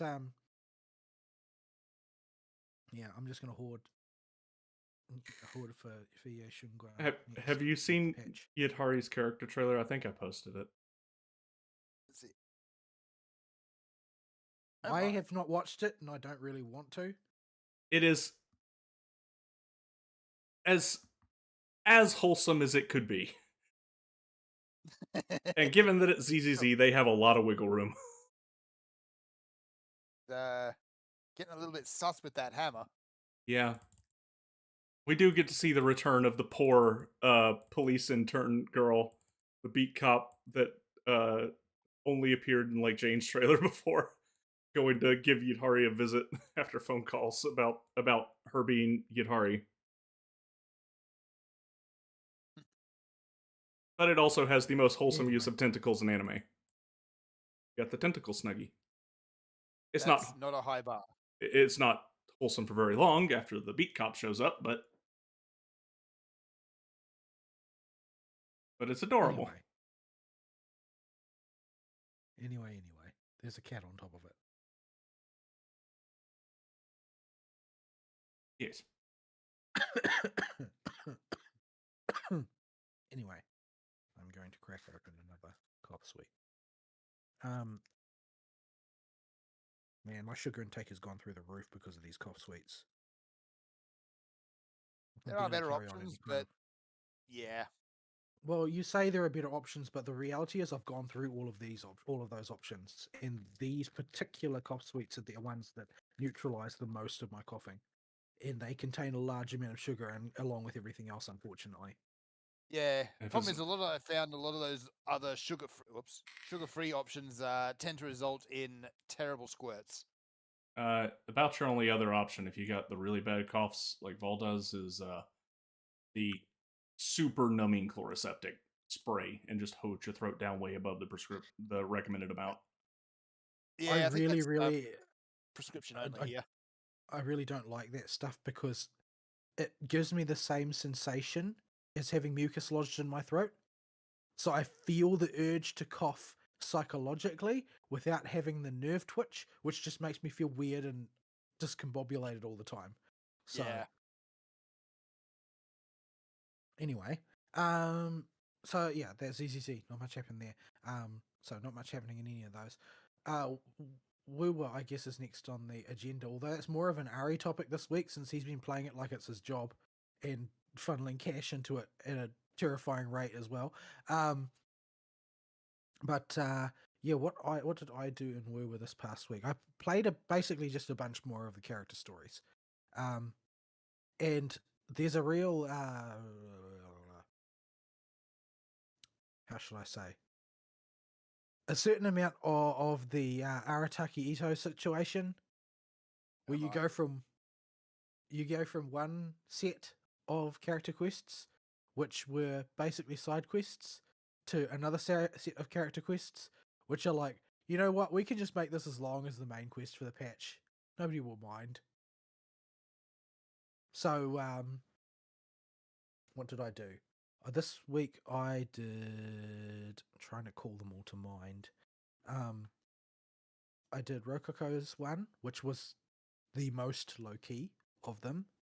Basically a side quest. It's not bad per se, but it was not particularly rich or ambitious either. It was just a sort of a standard character quest. It was quite enjoyable. You don't really get that much insight into Rokoko there, but Rokoko is also one of the most minor characters who's playable as far as 5 stars are concerned. And I did Zani and Cantarella and Carlotta. And I think that those are the ones that I did this past week. And I think if there were any others that I've missed. I don't think I missed any. And they were all quite good.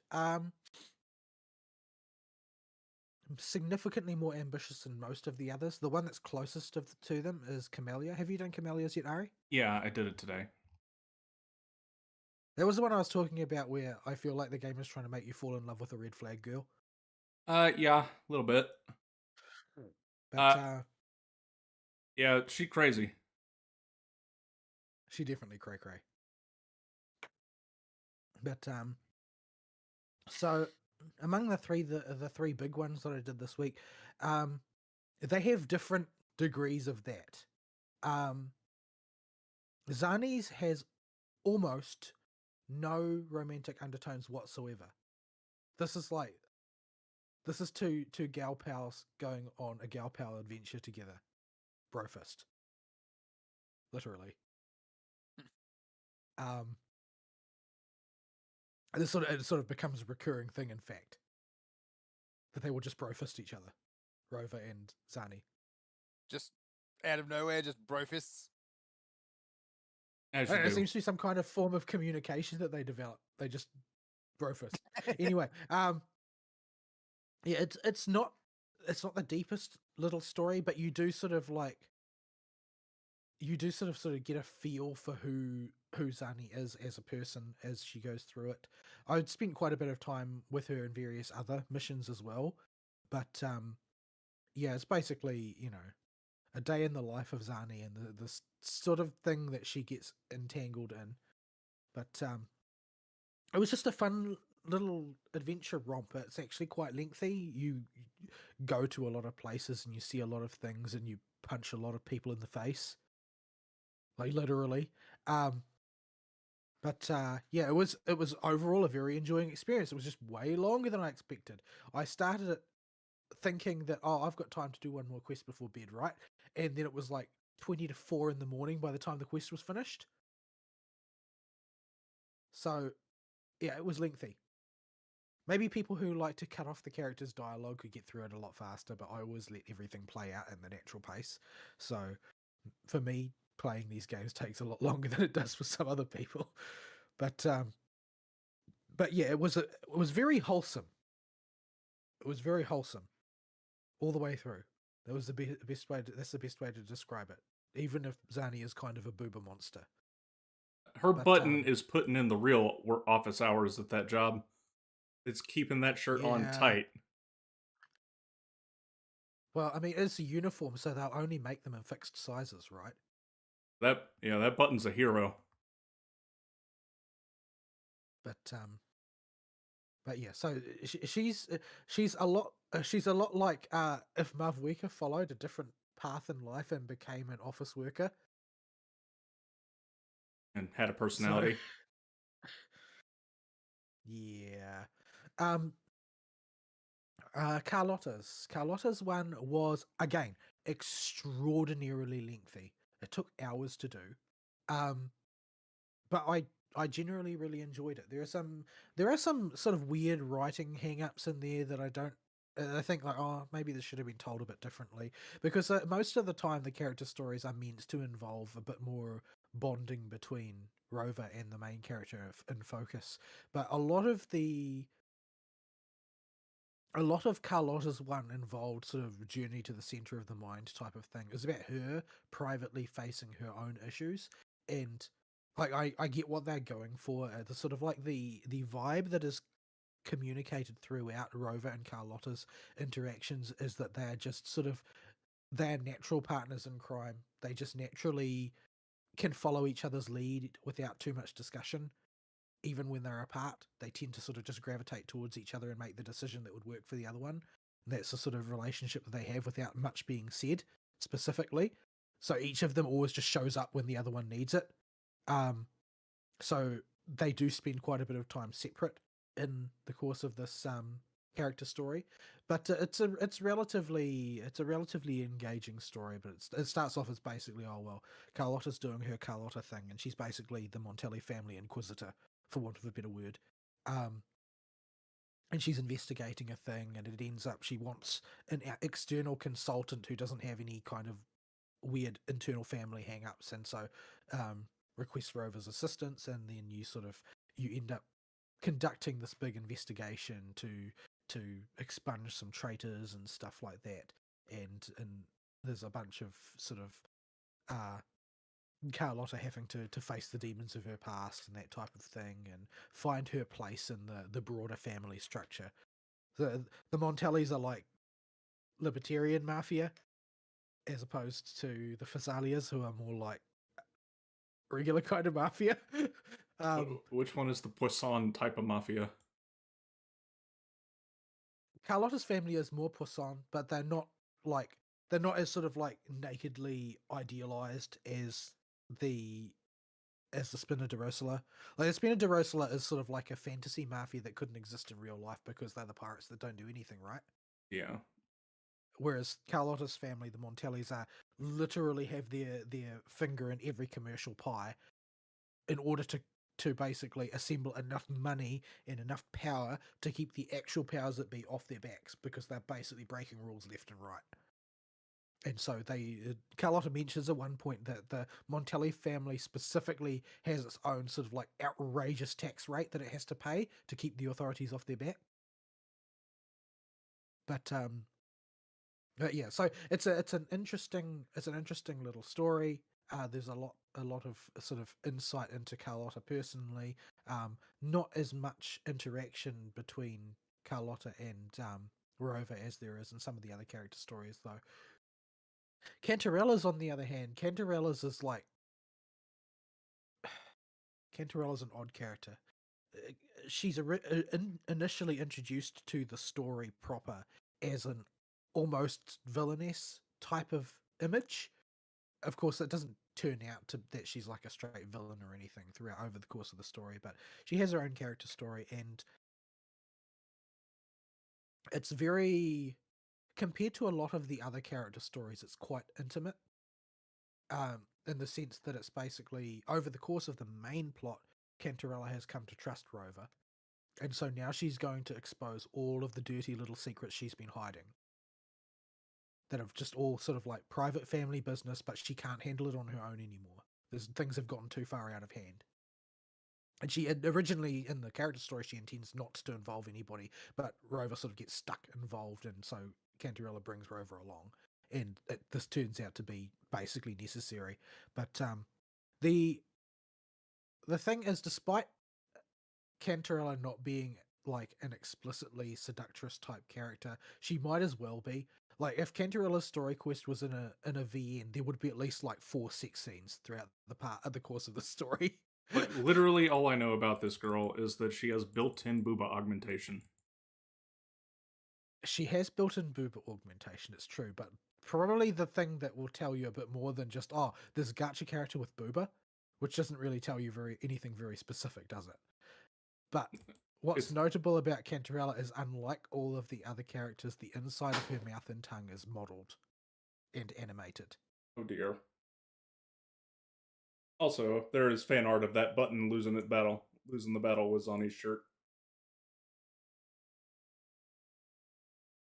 I mean, Well, I mean, of course it there was is. it was more or less inevitable.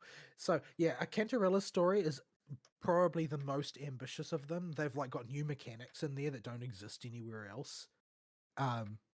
Where so it felt kind of like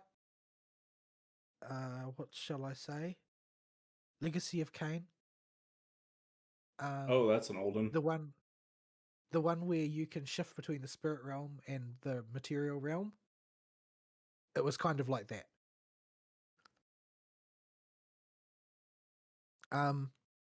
But yeah, it's quite an in-depth story, but it's also sort of like I said, it's way more intimate than the others. It's definitely got like it's laden with romantic undertones throughout. And by the end of the story, like Cantarella's virtually declared you to be her spouse by the end of it. Like I said, if it was in a VN, there'd be at least 4 sex scenes or something like that, because everything is so completely drenched in subtext. But somehow they managed to do this without much in the way of sort of like explicit spoken flirting. Like that doesn't take place, and yet it's just Cantarella's manner of doing everything is fundamentally flirtatious, I guess. But laying all of that aside, and the fact that you've got like these enormous bazookas like front and center in every freaking scene to distract you as much as humanly possible, the story itself is actually really good, and I really enjoyed it.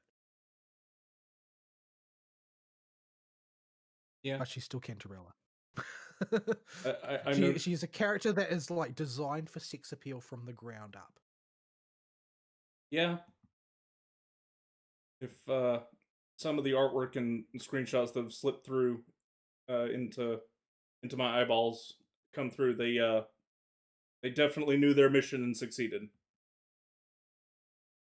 Yeah, but I mean, she may be a boober monster, but her story is genuinely good. She's actually sympathetic in her own way. She's actually an extremely noble character, a very righteous and upright character, although in a way that has become a little bit twisted by her family. But so she actually comes across as genuinely very appealing and attractive as a person, on top of having that body. So the game is definitely trying to persuade players to waifu her hard. Yeah, she was. I see probably fan art of her the most out of any character since Wu has hit my radar at all, and I've started looking at it occasionally just because people really seem to like her, and there seems to be a whole lot of meta text around her, and a whole lot of people were pre-planning to pull her and stuff. When I was doing some digging to find out how Zani works, like she was. Honestly, I probably see about 5 times more Phoebe than every other character put together. That is the correct answer because Phoebe looks adorable. I've only just met her and she's adorable. Yeah, if Phoebe is not like walking sex compared to Cantarella, she's more sort of like so endearing that she melts your heart when you meet her. She seems like a very nice girl with with some goober girl buried deep in there.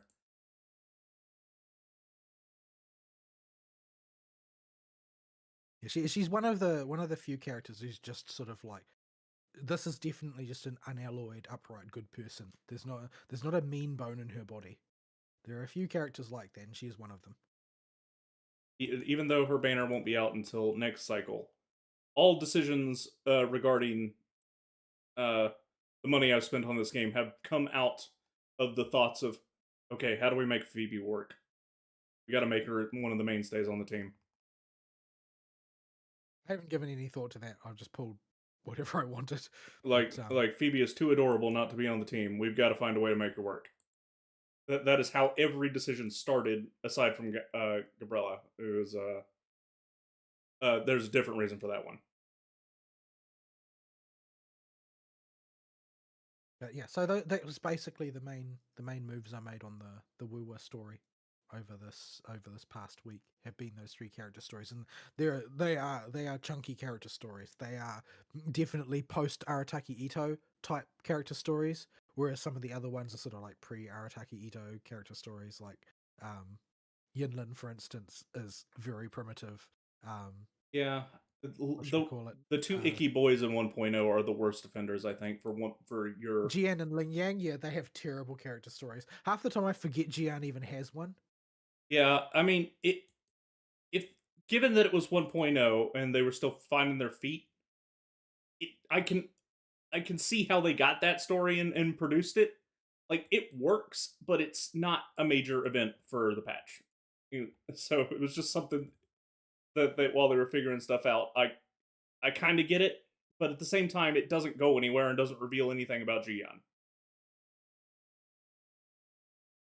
Well, Like, Jian's is basically an exercise in recent military history of Huanglong. yeah, and the the backwards furry, uh, his story is basically nothing. It might as well like nothing happens there. You get one reveal at the end that he's a backwards furry instead of a forwards furry, and that's it.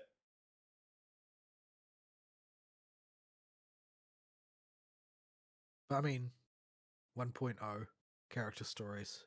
Yeah, you Like, can see the improvement just looking at the release dates for these.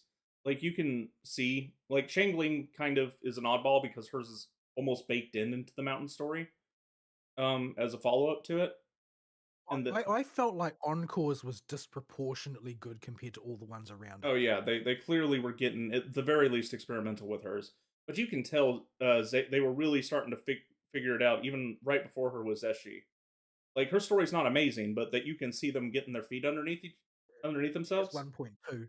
Yeah, Gigi's 1.2, 1.3. She's like a bit further along the line. Encore's But, 1.3 and Zeshi's 1.2. but unfortunately, Gigi's such a mouthful in English. In Japanese, her name is Orie. Her unfortunately, all of her interactions are embedded in an event that will never be added to the event archive. Yeah, you just kind of walk in the character quest and they expect you to know her. Like most people will never realize that Shangli Yao is in the game, and the reason is that Shangli Yao was released in the same event as Gigi, and he doesn't have a character story. yeah, He doesn't appear anywhere else in the game. He's the only person who has it worse than him is Kalshara. yeah. I'm literally having to look up these names. Well, Yeah, you've got Kalshara twice. yeah. Oh yeah, Timu Sephiroth shows you how much I pay attention to him. He's still level 40, by the way.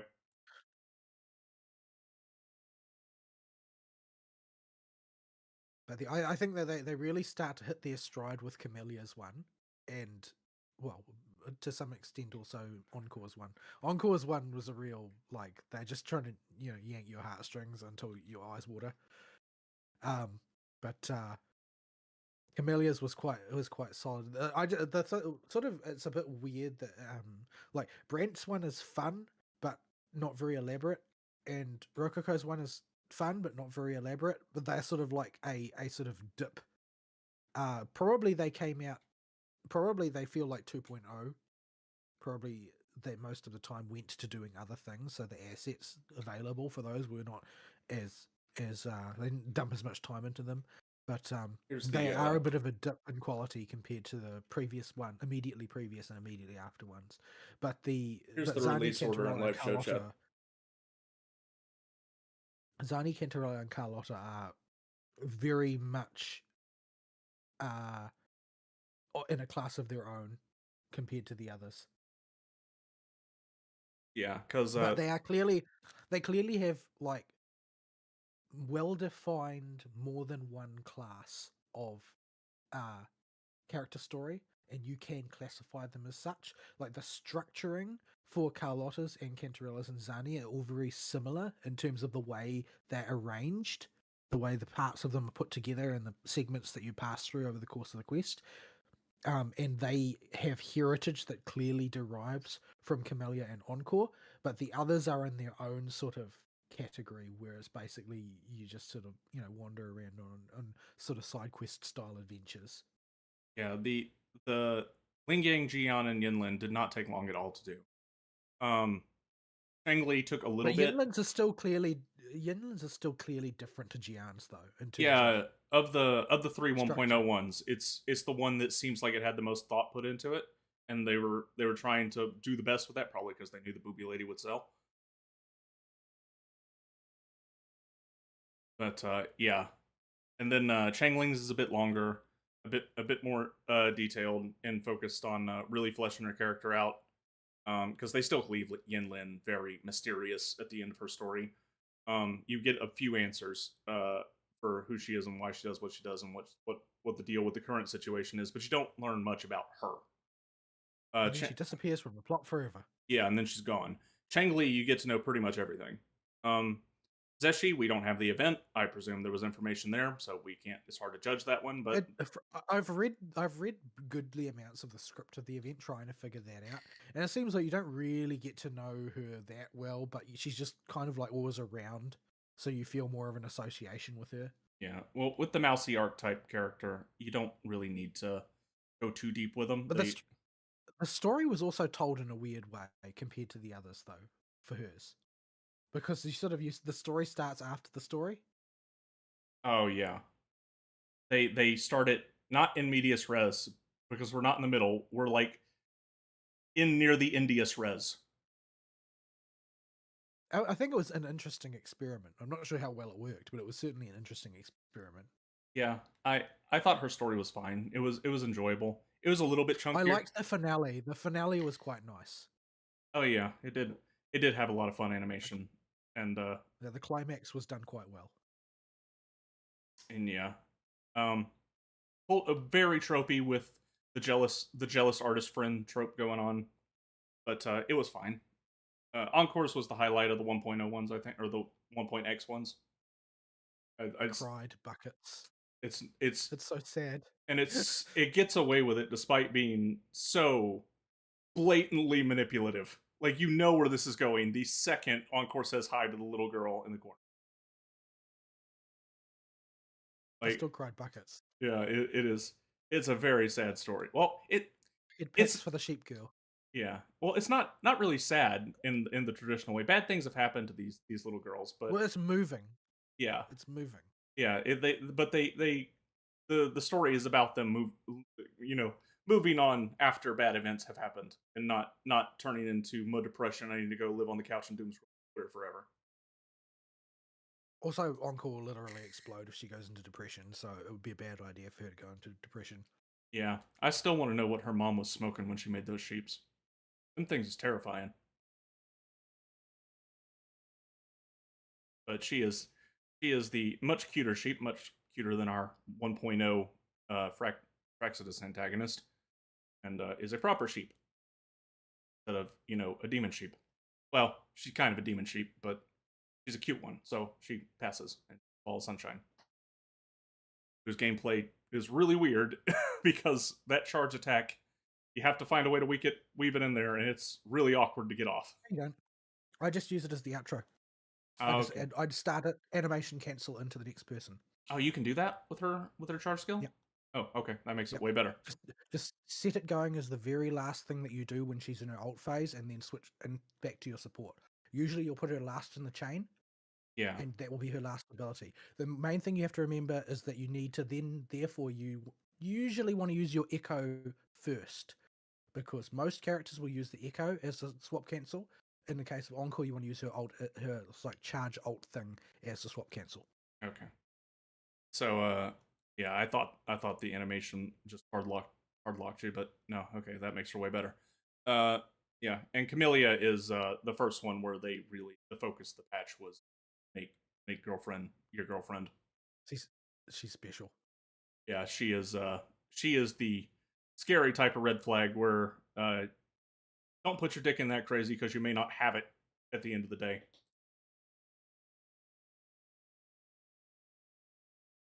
I mean, there's a nice alternate Camellia who's not crazy. Yeah, there's also a lot of dead ones. It's true. And a lot of exploded ones. She is kind of cray-cray, but that doesn't seem to want to stop the writers from wanting to try and make you fall for her, even though that girl's no good for you, son. I mean, she definitely would wind up on, if I was in like that era of the game. I could, and my choices were did not have any blondes. You know, sometimes you just got to go with crazy because it's the best you got.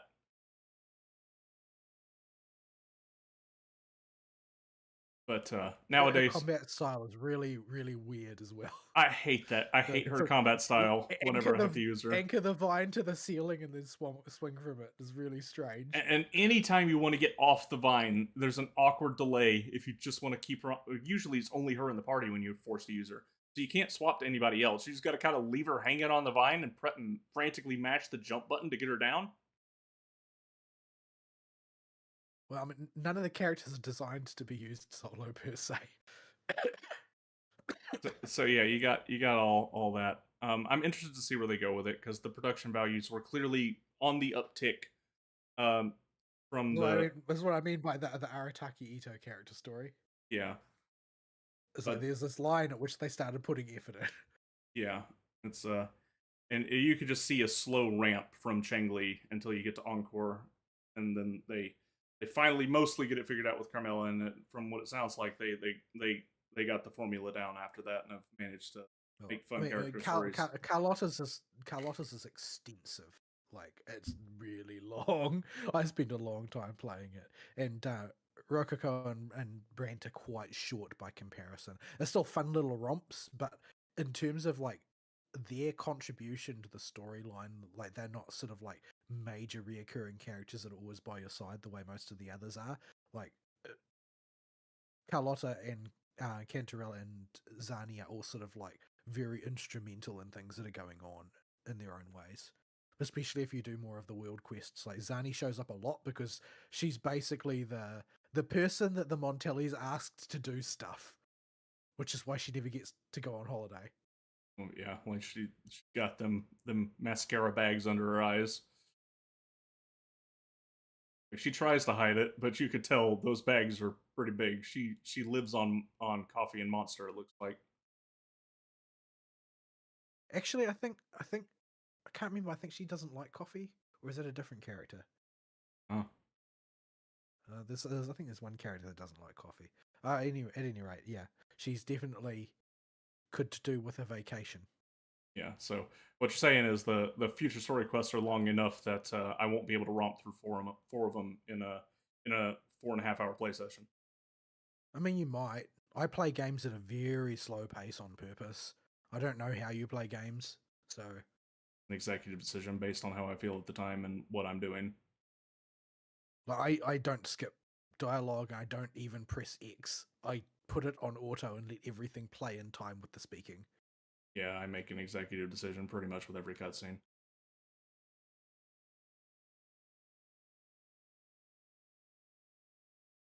At any rate, yeah, that's that. They're good story content. They are chunky story content too. But I think that they've more or less been going the route of baking a lot of that stuff into the main plot, and that which is also what Genshin is doing. And much like in Genshin, this has had mixed responses. There are people who hate character stories being adjunct to the MSQ, and there are people who hate them being in the MSQ, and you can't please anybody ever because they're gacha game players, so they're even more unpleasable than regular people. But yeah, at any rate, I enjoyed it. I thought that they were fun stories. Yeah. Only met Brant for 3 seconds, but already I'm like, okay, you may have a penis, but you get a pass. When your opening comes with its own confetti. He do be that way.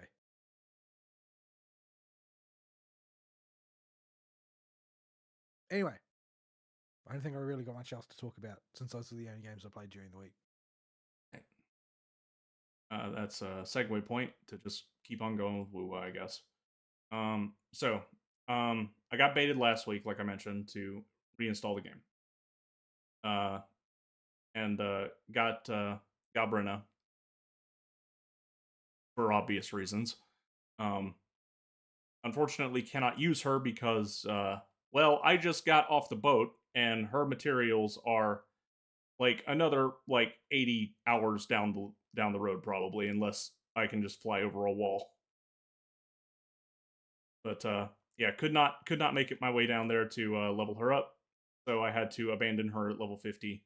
And while I could pull it out in the open world, once stuff got to about level 65, little level 50 Galbrina just with no echoes was having shoes, even with her current most modern DPS character release damage numbers, just could not keep up. So she had to unfortunately be benched until I The can get. Sanguis plateau is like 2.6. Yeah, so it's a solid ways down there. From what I understand, the 2.0 story is way chunkier than the 1.0 because. So I guess we can go through that first. I did the one But entirety it of. is the way I play it. Like I said, I'm not sure how fast you can rush through it if your priority is to rush, but I don't really recommend rushing generally. It's more route planning, not rushing. Because if I'm going to play continuously for long stretches and dedicate my entirety of free time to something like I prefer to do and keep it single task focused, uh, I like to route my way through and know what I've got while I'm going through it. And these gotcha games where progression and account progression are key, especially when you're starting out. Uh, it's uh, it's a bit of a ride to get it all figured out. But So if your objective is to get to the Sanguis plateau in order to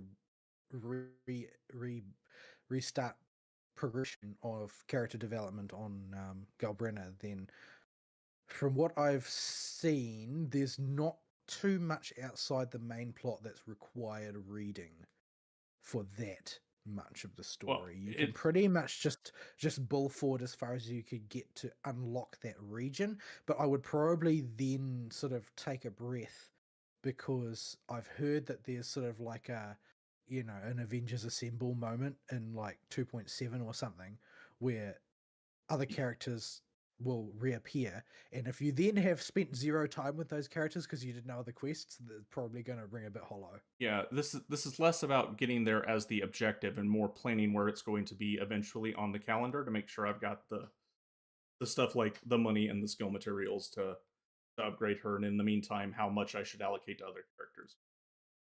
Because I don't need to play her right away. We'll get there. She is fun to play in the open world. A lot of fun to play in the open world. The way all of her wacky systems and interactions with echo use work, and the way she juices her buffs and does dodge cancels on everything. But it's not necessary. And besides, I got another character in the meantime, and am planning to pick up another one in 2 weeks. Um, so uh, starting with the 1.0 experience, which was I did mostly around level 50 and was still using Galbrina, although I had no equipment or echoes aside from her weapon. But she hit really hard in that. But then again, everybody hit really hard in that because you're so low level. Stuff just kind of melts. Um, as long as you're not jetting your way through the main story. And I had stopped to smell the roses a little bit last time I was playing. I was dancing as a rave turtle for a solid like 3 hours. First time I played the game. You So were also in a fever dream, so yeah, I was also very sick and drugged out of my mind. Uh, so I had a bit of resources. I had some resources laying around from when I got the new player bonus last time. I got about I don't remember how much I got of them, but it wasn't an insignificant which helped me shortcut the farming and get a few characters jump started, and gave me a lot of pulling resources with uh, the returner bonus to get Galbrina without the character without spending. The bad financial decisions started afterwards. Um, the first one was that's only $5 to buy a glider that doesn't look like crap. Uh yeah, but Galbrina's weapon's a reference to Ebony and Ivory. I can't not leave that. I can't just leave that in the shop. I mean, her Eidolons are significantly better, but they're not. They don't add more Devil May Cry reference. The girl already says jackpot on a dodge counter in English with a Russian accent. Um, is that what it's supposed to be? I think it's not actually Russian, but it's one of those like Soviet I bloc thought that it was countries. supposed. I thought that it was supposed to be sort of like a weird fantasy hybrid of Spanish and Italian. Yeah, I don't know what it is, but it sounds like it's from like one of the Soviet bloc countries that's still heavily influenced by the Russian dialect, but not Russia itself. Is the vibe I got from it. but I don't. I mean, I can't say that I've spent much time listening to the English version of her voice, so Yeah, it definitely slips into sounding very Eastern European a lot, far Eastern European. But yeah, so 1.0 to 1.6, I am almost tempted to tell, or not 1.6, sorry. Act 1 to Act 6 of the story. I am almost tempted to tell people to feel free to use the skip cutscene button if they are bored out of their skull. Or any cutscene that's driving you nuts. Some of it does give a lot of context for stuff that'll happen later and make it easier to digest stuff that's happening in like the Black Shores in the 8th act of Chapter 1. But there just ain't a whole lot there in 1.0, and it just is a whole lot of confusing words and terminology that's just kind of thrown at you. You will get thrown repeatedly the same terminology enough that even if you're having trouble parsing it your first time through, you will eventually start to pick up on what all the terms mean just because you're going to hear them so dang much. So you will get there just through raw exposure if you choose not to skip it. But everything about that stuff released in 1.0, Act 1 to Act 6 is just not very good. Even when they start to hint at something good, the presentation is just butts. A lot of this can be chalked up to them, needing to get the game out and not really knowing where they're going yet, but or how they're going to do things. But the finale of the mountain, I felt like I had wandered into Zelda. yeah, that's 1 point. That's the 1.1 quest. That's Act 7. So that's after the section I'm talking about. I would not skip the mountain, and I would not skip the Black Shores. It seems like the stuff there is important enough to the world building. Like if I did not pay attention to the mountain quest, all this talk about the Sentinel being big and important in Renacida as I'm on the boat on my way there, it would not have as much of an impact. And while you spend a lot of time in the mountain and the puzzles are kind of like, what were you guys thinking? I did beat my first level 100 mob in there. It was an ice cube. It exploded and killed itself. They do that. But Bang bangs just pop sometimes. I haven't really worked out why. It doesn't yeah, seem like a very good survival strategy. no, and when they're not exploding, they have a single attack that Encore could dodge counter every single time with the most lenient timing in the world. So that thing was like level 100, 120, and it just eventually got low enough health, I guess, and triggered self-destruct, and I got the credit for the kill. And I was like, okay then. But yeah, the Act 1 to Act 6, all the 1.0 stuff just it does not it's a big stinky armpit that I don't know how important it is for later, but it just it's a wall you got to get over. Come on, stat. What are you gonna do? Yeah, it's but once you get the difference is we got Chinese words for everything, and if you're like me, you can't speak English already. So the second we make it funny sounding very foreign words you're not used to at all, because Japanese words I can sometimes parse as actual words because I've heard Japanese so much and read so much Japanese media. Chinese, So you may notice the show title. That is the kind of language you're going to be dealing with a lot, and also, oh boy, for the first 6 acts. Now I say 6 acts like this is going to take forever. These acts are actually very, very small, especially compared to the ones that come after. Each act only takes at most an hour. If you just were to knuckle down and just do the story and not get sidetracked at all. And that's pushing it for a few of the acts. They are not very long at all. But the voice acting in English is atrocious. I think I sent Vol a timestamp clip for him. Like, you can look at this later if you want. If you want some context. I think I lost that one in my chat history, so I have to go back and look for it. Yeah, it's oh boy. I warned you, bro. Now it seems like either they fired the ADR director or the ADR director smacked all the actors upside the head. I'm inclined to blame the ADR director for this one because it becomes apparent that these actors are suppressing their natural accents from some various European countries. It sounds like mostly Britain, uh, and are suppressing them to not even sound American, but just neutral. Like they were told you've got too strong of an accent, you need to kill it, and that was the only direction they gave. And this unfortunately means that they are hyper pronunciating everything and talking very mechanically while they read the script. And there are, in fact, a few edits in the middle of the voice line. Yang Gang gets it twice, where there is just a very obvious audio edit in the line she's reading for a Japanese name, where they just had her say the name again separately and spliced it into the normal line read, or pulled it from It's somewhere more than else. just twice yang yang. Yeah, and It's like every time she says ong ong. yeah, or they pulled it from somewhere else in the script where she actually said it right when they realized she said it wrong all the other times. Yeah. And it's obvious. It's really obvious. Yeah, it's the most It's lines obvious like that splice. made me think they used AI initially, but no, it's just bad. No, it just sounds like regular audio splicing. It sounds like a manual splice when it happens. I don't think AI was involved in that. Yeah, it's just bad. Yeah. So thankfully, Yang Yang appears to be, stuffed in the fridge after the 1.0 stuff. So we abandoned our girlfriend and our other geek cop girlfriend uh, after the 1.0 stuff. But, And go on to more interesting characters with better voice acting. yes, and you notice it as soon as you get to the mountain, you can hear them improving. And by the time we get to the Black Shores, people are mostly passable. Rover, female Rover, anyway, has some awkward line reads occasionally, but by the time I got on the boat, I hadn't heard them for a while. And so we seem to be at least in workable territory.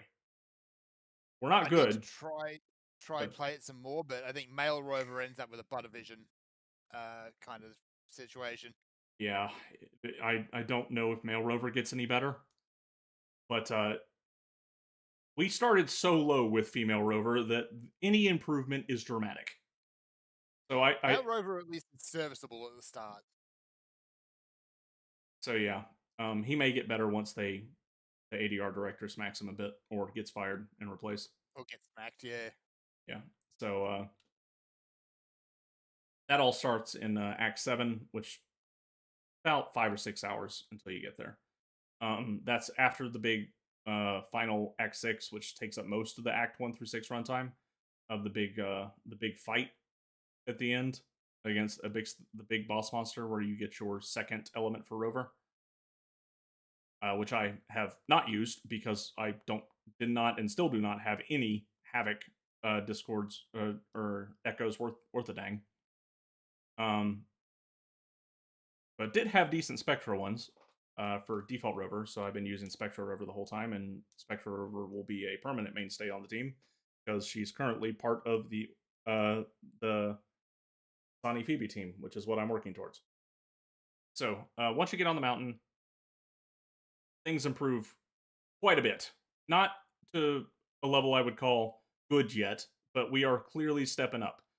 The worst part about the mountain is its layout and the actual physical exploring of it. Only the interior, the exterior has been fine, the bit I've run around it. But the interior of it is Okay, so you might have had a fine time with it. I, on the other hand, had a team of underbuilt 1.0 characters. Yeah, I had a I previous. got the crap beaten out of me by everything that moved. Yeah, that whole mountain is going to be 10 levels above you. So is the Black Shores, for that matter. It's just they're set to world level +1. So depending on where you've decided to invest in your account, that could be a problem. But by then I had gotten Encore. Echoes are the equipment, Encore is the sheep. I had Encore, and Encore was the only thing that allowed me to push through that. Yeah, so I had taken a brief stop to get Encore and Spectra Rover some workable stuff, and was dragging poor Chinese Barbara around to freeze our wounds, and this worked. Even in a different game, Barbara is inescapable. Yeah, they give you a copy of this game's Barbara for free. She's not as powerful as Barbara, uh, but just having a healer in that third slot while you're still putting your account together and trying to build a singular team, it's just something you kind of do on reflex, and it works. Especially if everything is 10 levels higher than you. Yeah, if poor Encore catches a straight bullet, she goes flying. Very cheap. Yeah. So Encore's a 5-star, but it's one of the standard 5-stars, and you will get a special discounted banner that you pull on, and for 80 pulls, and you'll get one of the randomly get one of the ones. I got who I know as Timu Sephiroth because of all, but I honest to goodness forget his dang name. I pay so little attention to him. He doesn't appear in the story anywhere. Yeah. If he does Not appear in fair. the story, if he does appear in the story, then it must be in an event that we never saw. Because, but I've seen people joking about him not being in the story. So Yeah. So Calcharo, just a dude that has no anything and is an icky boy. So I leveled him to 40 at the time I got him, because I got him I think when my level cap was 40 or 50, just to see what he did, and was not impressed with his gameplay, and so I put him on the bench and haven't looked at him since. And then after you pull on that banner, you can select one of the standard 5-star characters to get.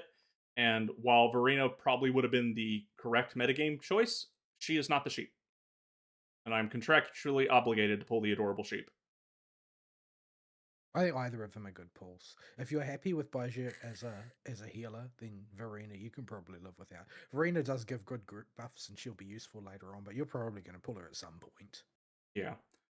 So and the sheep was instrumental to me being able to move through the game at a steady clip. So for now, it was a very good investment decision.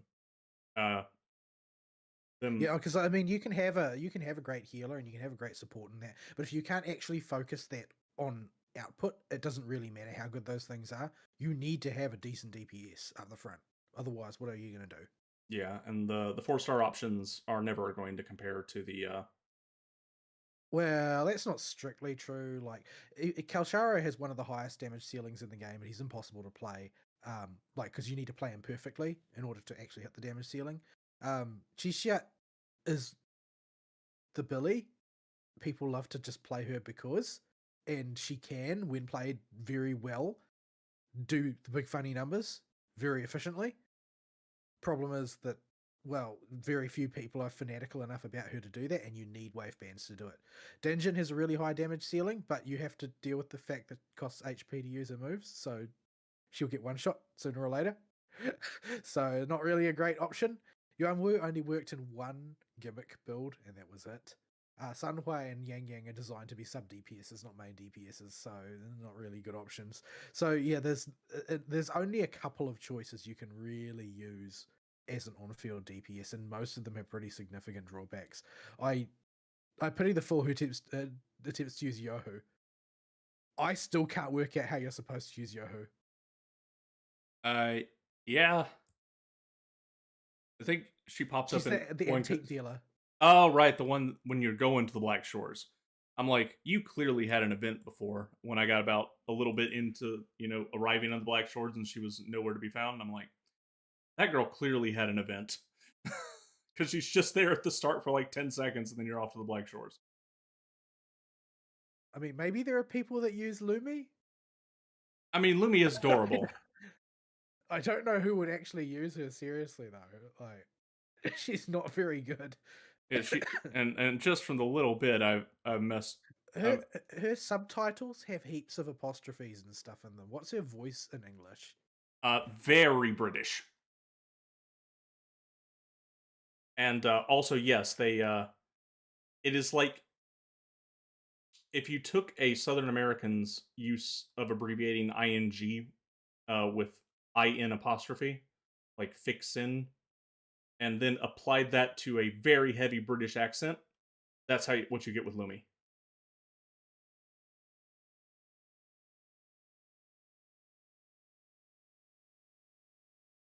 So I yeah, can't understand what you're describing. This is a Lumi YouTube English.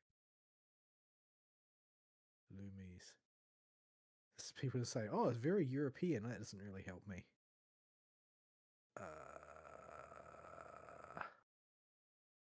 I mean, Let's see. it could be another Commonwealth country, but it sounds definitely British-ish. Not being from Europe, I don't have the same kind of dialect distinction apparatus built in that some others might.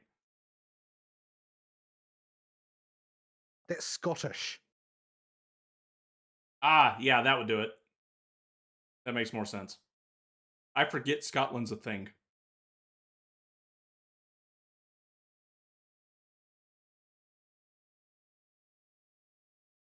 So yeah,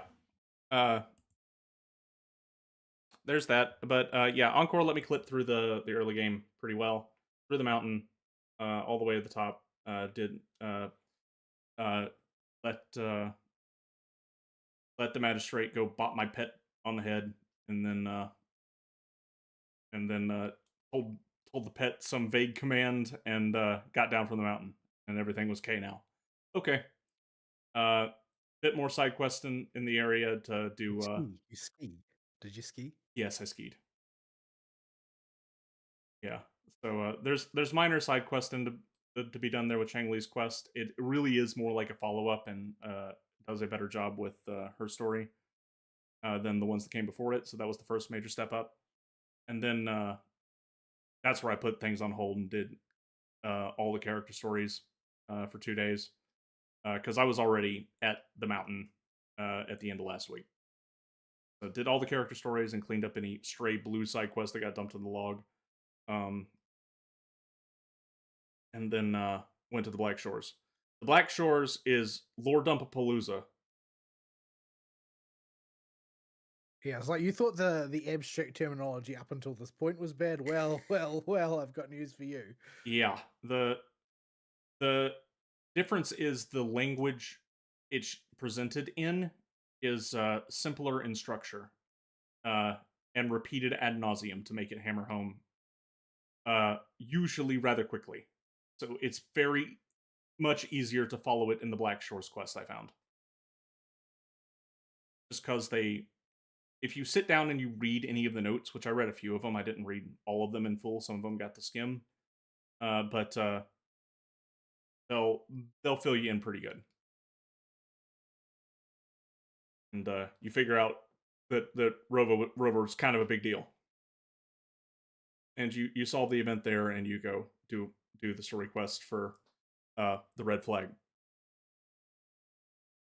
So a little bit before I got to the Black Shores, sometime in the middle of the doing the story quest in, I think the banners rolled over, and I did not know what banners were coming up, and was mostly just like, oh, I know Phoebe's supposed to be soon. Is she on this one? No, it's this other girl, and I'm not pulling for the icky boy, even though he's what's her face is Galbrina's perfect partner in terms of meta. He's got a penis.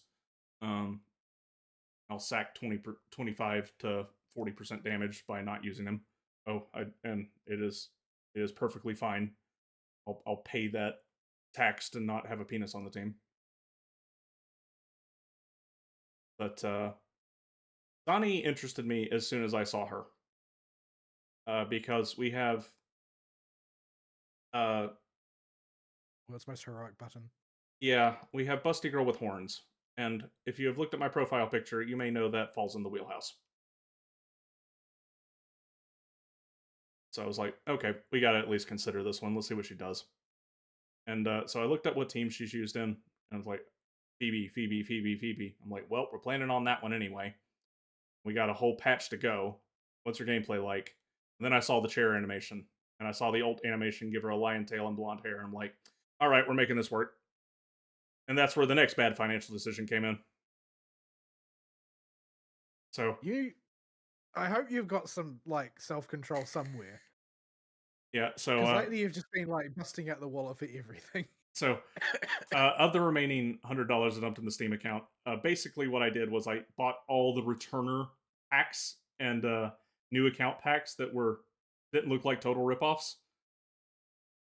and grabbed Zani and her weapon under the assumption that I'll be able to farm up enough to get Phoebe and her weapon by the time the banner rolls around in 3 weeks, because I've got the entirety of Act 2 plus at most the zones in Act 1 are like 50% explored because I was focusing on quests. Most of mine are like 11 or 12. Yeah, I did not go out of my way to lawn mow, but if I did see something on the path that was grabbable, I did grab it. I did make one boo-boo in exploration detouring, and that I misread a reward from the caskets you can turn in.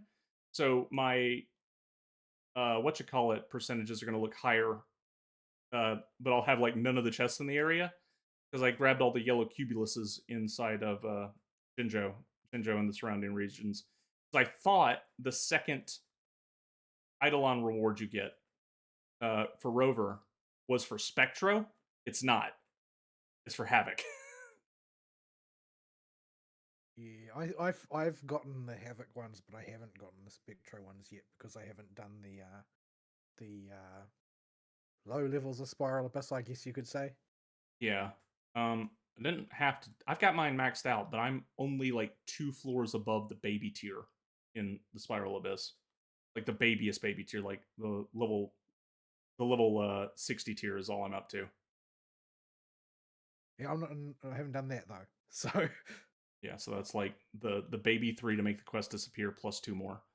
And then there's one from from 2. I think you get 2 from the bells on the mountain, or I maybe haven't collected bells either. Yeah. I got tired of getting mutilated by everything that moved. That was a bit obnoxious collecting them on the way because they would drive me nuts. They'll show up on the minimap whenever you're close to one, like the Keyless do in Genshin. But you have to hit these bells to collect them. You can't just walk up to them. And they like to put them in places that are really awkward to get to. And you can't fly on the mountain until after the story event. Listen. You have a hover droid. I know. Just use it. I know. But I have to equip it every time. It got to a point where I was running around with it perma-equipped on the mountain, and anytime I needed something else, I would whip out the droid and start shooting at the wall. And I have dash bound to right trigger in that game. And the hover droid will auto shoot on right trigger, and I have not figured out how to rebind specifically the hover droid. What? So anytime I have the hover droid, I didn't know you could even shoot with right trigger. Yeah. So it will spam it if you hold that right trigger down. And so yeah, it makes dashing quite hard with the stupid thing pulled out. So this drove me a little nuts. So you may be wondering, well, Ari, you've been playing this game like with all your free time all week. How in the hell did all this take? Did you not make it into Renacita by this point? Well, that's because I got the bright idea to do all the green quests too. I haven't done that. No, it takes too long. So The most mountain is hostile. Yeah, most of those are just the one on the mountain is just a simple chain of puzzles, and the other one I don't even. Oh, it's where you go underground. The chain of puzzles one is broken up into like 4 steps, but it's a pretty much nothing burger. There's nothing of interest in those 2 quests, and the one that takes you under the mountain to the secret area is literally just foreshadowing for the Black Shores that you've already done. So there's that. And the real bad ones, we talked about one I had done last week of the 3 in Jinzhou. The mining one is the most non-memorable quest of all time. Don't remember that one at all. Like, I did not find it offensively bad, but it was not interesting, and I've already forgotten all the details other than Old Man Piggy because his name was Hong.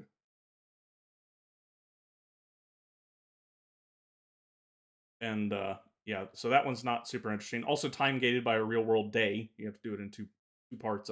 Found out because I did the first part while I was talking to Vol last week, and the second part didn't pop up until daily reset. The other one is the worst quest in the game that I've encountered so far. I have warned you, just don't do it. But no. When you had to go and wallow around.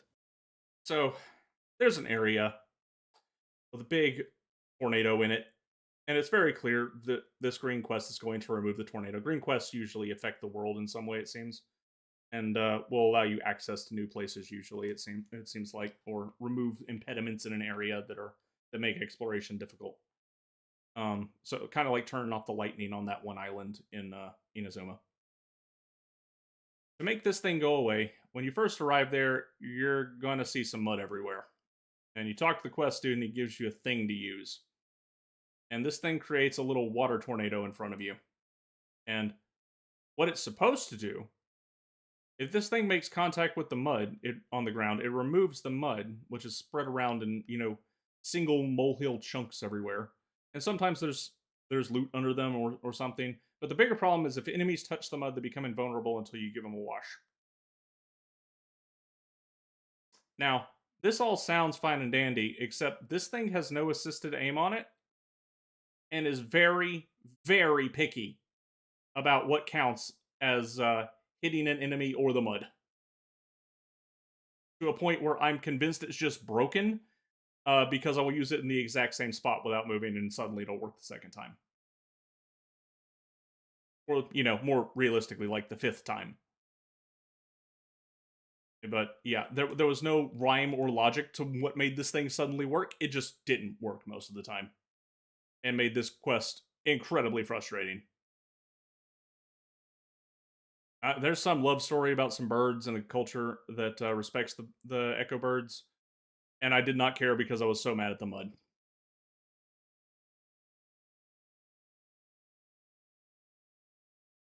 So, It's basically a love story between two tacit discords, which are not supposed to have emotions, but okay. yeah. No clue if that's early installment weirdness or if that'll play a factor later. We'll find out, I guess. So yeah, that was the woo experience.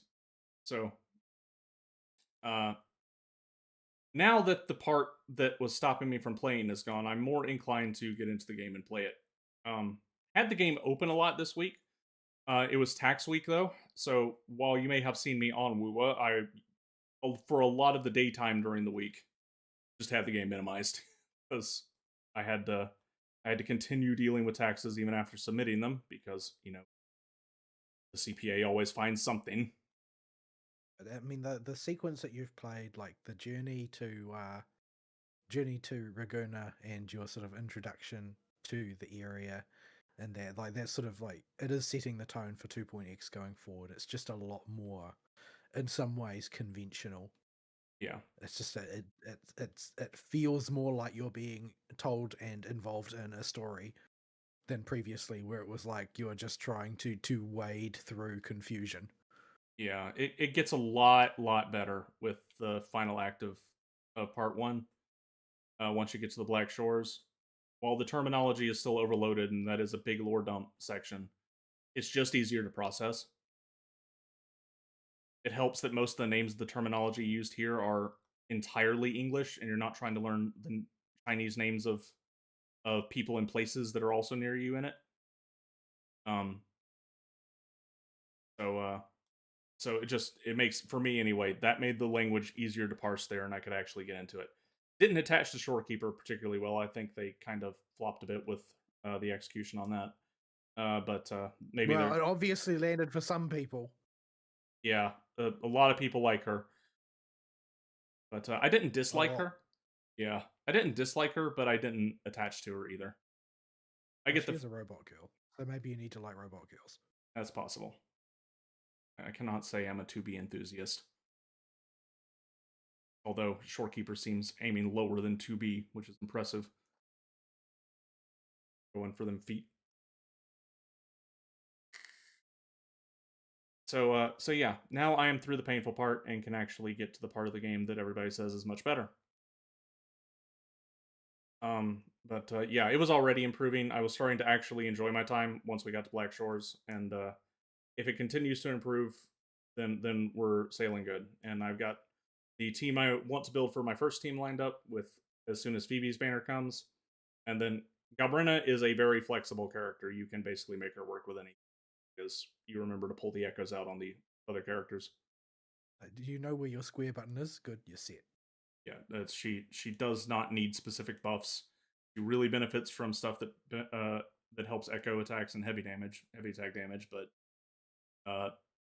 very few characters buff echoes or allow extra instances of Well, echo casts that are not the the standard echo. well, that's the entire game of the new character that just came out. Yeah, that's what I mean. But I'm not counting him because, as I mentioned before, penis. I don't know that that's going to be a thing going forward. It's true that they haven't really done much with echoes up through the end of 2.x, so maybe they'll go in an echo shell direction, but I don't think that that's actually what people want. Maybe there is. Maybe there's room for like an archetype which is just about doing funky stuff with echoes so that people can play Pokemon. But I don't think that that's the main archetype that people are going to want to play. It's more of a novelty. Yeah. But yeah, Galbrandor works fine as a standard DPS. Just remember to use the echo skill on all the other characters and herself before you press that triangle button.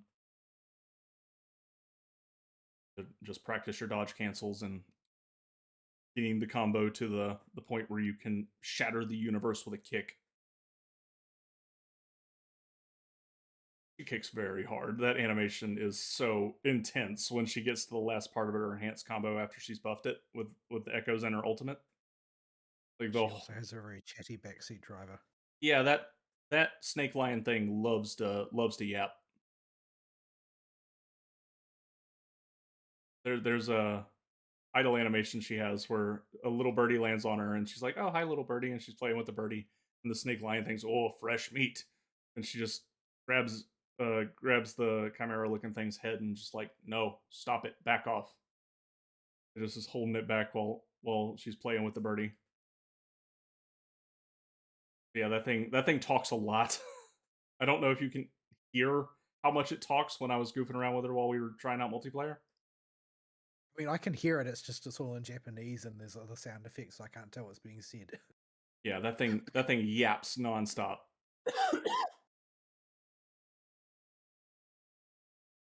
But yeah, we'll get to level her up later. I'm currently out of level up resources for everything, and even Mora or whatever our equivalent is. Our shekels, monios, gosh, and yeah. So after getting Phoebe, we will just there are no pull plans after Phoebe. The only reason Phoebe was on the docket beforehand uh, was because she was the character that almost got me into the game in the first place, and she looked like a lot of fun to play. Zani was a unplanned pull, but there can't be too many horned girls that grow blonde hair and a lion tail with their ult. Surely. I am not aware of any others as of yet. So yeah, Zani is just peak in her character design. I love everything about that. So I'm finally able to use her now. She's been ascended to level 70 with Spectral Rover, so I'll be able to get And the what baby. the heck is her accent supposed to be? That's a good question. I have not heard very much of it because I haven't had her on the field at all until recently because I didn't get her until I was level 60 and approaching level 70, so I didn't bother leveling her up until I got to her ascension match, which are the same ones your waifu needs, the little flowers in the town in Renacida Main proper. The sort of chorus. Yeah. But yeah, as soon as I got there, I leveled her up pretty good. And her boss, taken out of context, is just a random gargoyle, so it was not spoilery at all. Are you up to Soul 6 so you can help me yet? Definitely not Soul I 6. hate fighting. Because I need. I don't know. I'm at Soul 6 where I'm up to, or am I up to Soul 5? I don't know. The freaking robot that you have to fight to get Carlotta's level up materials is, well, basically my best DPS by a long margin is Carlotta, and it's resistant to ice. So fighting it is challenging. Yeah, you want me to come light him up? Yeah, I need somebody to kill it while it's beating on me. Yeah, we can. I'm level 70 is my level cap right now, and I just hit 40. You remember last week I was zooming through the levels, and like I got like from 21 to 30 in the span of that one conversation we had. It slowed right down around level 35. Yeah, And I'm at 60, I think, and I've got access to the quest to move up to the final world level, but I don't want to do it until I've got all of the mats in hand to actually level some characters, because otherwise it'll be like Huanglong everywhere, sort of the mountain everywhere. yeah, And I don't really want to deal with that. yeah. So that's been my experience and my plans. I had fun experimenting with Galbrenna, and am interested to see how she does once I can level her up all the way. She is a lot of fun to run around the open world with because there's she's I think her kit is simple enough that you'll be able to slot her into most teams. yeah, You'll just find somebody that can give her some generic buff and then just like go to town. yeah, just stick her in a team. Right now, her team Like, is, for instance, if you pull Verena, let's say, Verena will go in every team because Verena just buffs stuff. yeah, right now the team is her, Spectra Rover, and Chinese Barbara, and all I do is Chinese Barbara gets 4 stacks, presses the triangle button, and then Spectra Rover comes out, does her thing, and then Galbraina steps on the flower and gets the buff from the flower, and then does everything. Hopefully, you stockpiled all your resources appropriately, because that's about the only way you can really screw her up. That or missing a dodge, because if you get hit on Galbraina, you're in trouble. But that seems to be the case with a lot of characters. Yeah, there are a lot. I mean, that's the reason why Calcharo fell off so quickly, because it basically, in 1.0, most monsters aren't that threatening because it's the launch patch. But of course, as things get more vicious as you go along and the bosses get more nasty, you get hit sometimes. And Calcharo basically doesn't work if you get hit ever. Yeah, you have a fixed number of hits that are enhanced by your ultimate or by your skill when it's juiced all the way. After you pop your ultimate, you got 14 seconds to maximize your damage with Galbrina. But the kicker is her first 4 hits of her 7-hit combo in the enhanced state don't do very much damage at all. All of her damage is loaded into hit 5 and 7. And if you get hit because you flub a dodge counter, your combo will continue from the point you left off if you dodge counter appropriately. Won't lose any. The thing is that dodge countering for Calcharo is a damage loss. Yeah. So basically, he's just bad. Like, if every enemy was a target dummy, he would be the best character in the game. Yeah. But so yeah, Galbrina has the dodge counter mechanic built into her kit where it counts as an attack that doesn't eat juice from her super mode. And lets you pick up the combo afterwards, or right where you left it off, assuming you did it correctly and timed it right. And the timing is pretty strict on it, but not impossibly tight.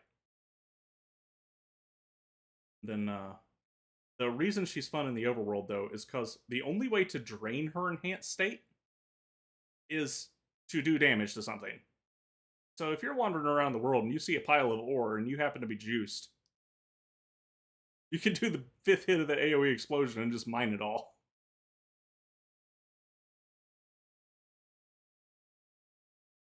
And it works like that for collecting and activating all kinds of stuff, and you can find all kinds of fun, dumb ways to use your kit to interact with the world until you accidentally do damage to something and lose the juice state. But yeah, she is fun to play. The only other caveat of note running around the world is while you're still, running around actively in the world and doing quests and stuff, if you have Encore as your main DPS, listen, little girl, you're adorable. Your sheep are terrifying, but you are adorable. But you cannot run. Your little legs are very short. Girlfriend does not move very fast. It feels like molasses trying to move with Encore compared to any of the other tall characters. Yeah, well, she's a child. Comparing her to like a demon hunter doesn't seem fair. No, like even Spectral Rover is like twice her speed. It feels like not literally twice her speed, but it feels like it because it's a significant speed loss. So be sure you swap her out with another character if you're gonna have her in the party, and don't have her as the one running around. So yeah, the Wuwa adventures will continue next week. I'll make it my main game for another week. I intend to get to Yakuza 6 properly. I rewatched the intro cutscene of it this week, but I wanted to focus on getting to Rumacita with my time mostly. And I forget, is Yakuza 6 a new game or a remake of an old game? I'm really confused no. about how that series works now. There is no remake of Yakuza 6. The Yakuza 6 is not new either. It's the very first game to use the Dragon Engine. It's about 7 or 8. I'm gonna look. Hang on. Like the numbering system in Yakuza is just completely bewildering to me. 2016. Jeez, So it's like nearly a decade that old. Mm-hmm. So yeah, older than 0. Yeah, the worldwide release was 2018. But the game came out in Japan on 2016. They're now doing simultaneous releases, so yeah, it's an older one. Yeah. So, but it's the last mainline game that featured Kiryu's main story.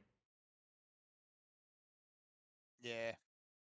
And I never finished it. So I want to I rewatch the opening cutscene and intend to play through that properly after I get through the main story quests of Wuwa. Go back and finish Like a Dragon. The passive play mode. That one's really hard for me to go back to because that turn-based combat system just doesn't have a lot of the turn-based features I've been spoiled with in a lot of modern turn-based games like Time Stranger and the Trail series. It's very, very simple, really. Very simple, and it's very slow. Yeah. But on the other hand, you play Pokemon with hobos. Yeah, it is very silly, but man, it is incredibly silly. Man, that gameplay needs refining. They need a turbo button because it just feels slow as molasses. Yeah, I think I need to get through Like a Dragon first, and then see what they've done with Infinite Wealth. See how they've evolved it. Yeah, I'm also angry at Infinite Wealth still because it gave us Yongye. Yeah. I mean, I do not play Yakuza in English, but the simple fact he is there makes me cringe. Kazuma Kiryu, he is not. No. Not at all. The actor they had, I went and watched the English scene for Kiryu in Like a Dragon because it's not Yongye in that game, and he's fought as either a bonus boss at some point in that game or part of the main story, just as a test of Ichiban's strength or whatever. And he has a competent English voice actor that isn't flipping Yongye, but you know what it was? I think this was the reason they recast him because he was white. And Yongye's Asian. Well, yeah, I think I remember hearing about that. Yeah. Yeah, because that happened during the whole height of match the actor to the character thing. Yeah, the race must match the character. The thing is that they were never sincere about it though, because they didn't ever try and match the race to the character. They just tried to make sure that it wasn't white. Yeah. So as long as it wasn't a white person, they were happy. Yeah. This was not about matching the race of the character and the actor. This was about trying to force as many white people out as possible because they hate white people. Yeah. There was a case recently that someone actually did match the actor to the character and fired someone because they weren't white. And the whole outrage about that was, well, this is what you asked for. I'm fairly sure I remember people who were the same race as the were for the same race ethnically as the character, but they got removed because their skin was too pale, and they hired a browner person to do it. We just not. No. This is entirely about marginalizing white people. It is nothing to do with race in the conventional way you might think about it. Yeah, It's just hatred of one particular group in society and trying to marginalize them out of spite. These people exist in a world where they have abandoned all traditional faiths and replaced that hole in their heart with zealotry towards hating the white man. And yet you're the racist. Oh yeah, let me tell you. You know, it used to bug Well, I me mean, that but that is how you make racists, though. Yep. Like, if there's the I've heard the argument put forward that they behave this way because they need racists, and if they don't have any, they have to make them. yeah, it will be the Anyway. knock-on effect regardless. So yeah, that's all the stuff on the future docket. I went long on the Woo stuff because there's a lot to talk about. And in case anybody else wants to go through and cover the opinions on all of it, especially because Fern was re-downloading it. Yeah. Though it's a chonker. Yeah.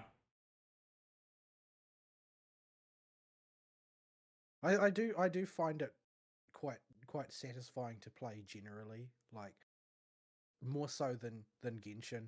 Like the world combat is more fun than Genshin. It's perhaps not as tight as ZZZ's, but it does have that actual overworld environment going for it, where everything feels more cohesive. ZZZ has made strides in that area, but it's not quite the same thing as actually having a world to explore. Yeah, it's still clearly focused on being a stage-based action game, but they've made their I mean, present. that's the intention, so I'm fine with that. But it's a little bit less like Genshin's combat is not quite tight enough to really enjoy the exercise per se, and there aren't that many fights that are actually fights as opposed to one-hit wonders. So, like, I mean, that's part of the reason why I do the story generally using a Ningguang team, because Ningguang's damage ceiling is low enough that the actual combats actually execute as combat, as opposed to, like, let's say I just used Skirk the entire time. I would just one-shot everything the story put in my way, and it wouldn't feel right. It would feel like I wasn't actually a participant in the story, that I was just pressing the next button on the conversation. Yeah, I mean, Natlan had a lot of characters that managed to make gameplay feel interesting, despite Genshin's severe limitations in that area. But people also complained about all of them. I mean, for all I But there's a lot that you can do though with the like I feel like Wuwa's execution of the tools that it has in hand is superior to most things on the market. Like I wish that, you know, HSR would take some cues from it in terms of what you can do when you've got a limited number of buttons from a mobile game format. Because like if I play Carlotta the most, so I sort of I know roughly what I'm doing, roughly, but like the while you've got, you know, you've got your ultimate button, you've got your skill button, and you've got your attack button, right? But Carlotta has like 15 skills in her toolkit that you execute by doing different things, yeah and her rotation is a lot of is like how do you like you do your intro and then you do Art of Violence, and if you've got Chromatic Splendor available, you use Chromatic Splendor. If you don't, which you probably don't, you'll probably oh what is it like she's got so many attacks I can't remember what they're even all called because there are so many of them. But that is normally you'll enter from intro to Chromatic Splendor, and then from Chromatic Splendor you're going to no what comes after that. You usually never want to use containment tactics. You usually want to go into her heavy from there. But I think her Chromatic Splendor might actually count as her heavy at times. I can't even remember.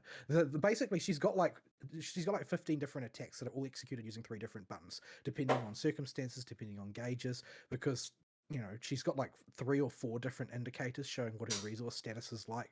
Like if you use basic 2 is going to generate multiple crystals. Her skill is going to generate multiple crystals. You convert those into her forte bar by using her skill, which will convert whatever multiple crystals you have available. There's a red crystal which indicates whether or not you're going to go into like containment tactics or into something else when you're using your skill. And then when you go into Twilight Tango, then it'll change your abilities into Death Knells, and Fatal Finale will become your new ultimate, and so on. Like, there's so much that is being done with so few buttons that you actually feel like you are playing, as opposed to just pressing the attack button over and over again. Yeah, the integration of dodge cancels counters and just hold skills that are modified based on the resources you have on most of the characters just adds a whole lot more dynamism the way things are played. Whereas dodge in Genshin is basically unused on most characters, uh, aside from some of them having a dashing attack, um, and not very many. Like they're getting more experimental with it, but I really do think they're just really afraid of overcomplicating things, let alone changing things. They know so much of their player base are borderline retarded. Borderline. That's what it comes down to. Well, you're not allowed to say somebody's actually retarded unless they have a diagnosis. So, Yeah, here's your diagnosis. Me. like, Yes, they are. what's the IQ threshold? It's like, is it like 75 or something like that? I have no idea, but I would be surprised if you could melt water with some of the IQs of the Genshin player base.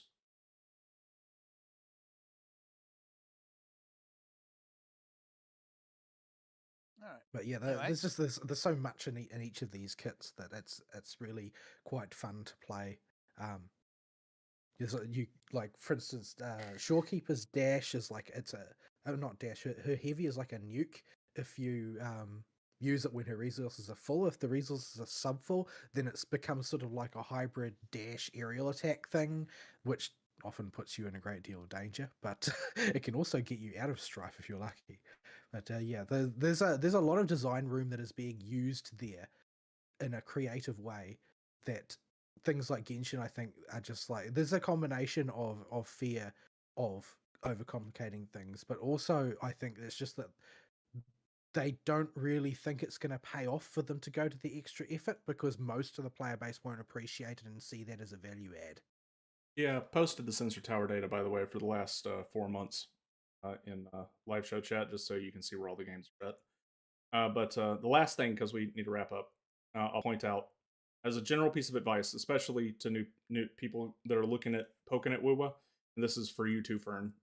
Um, every character is fighting with a Wikipedia page for every single skill and their weapon. Uh, here's the thing, though: for every character I've played, despite us mentioning how dynamic they are and the options they have, their kits are not actually that complicated if you break it down into simple language. Well, it will also lead you by the hand through the basics. Yeah, Like if you actually do the character tutorials, they will explain how these bits fit together.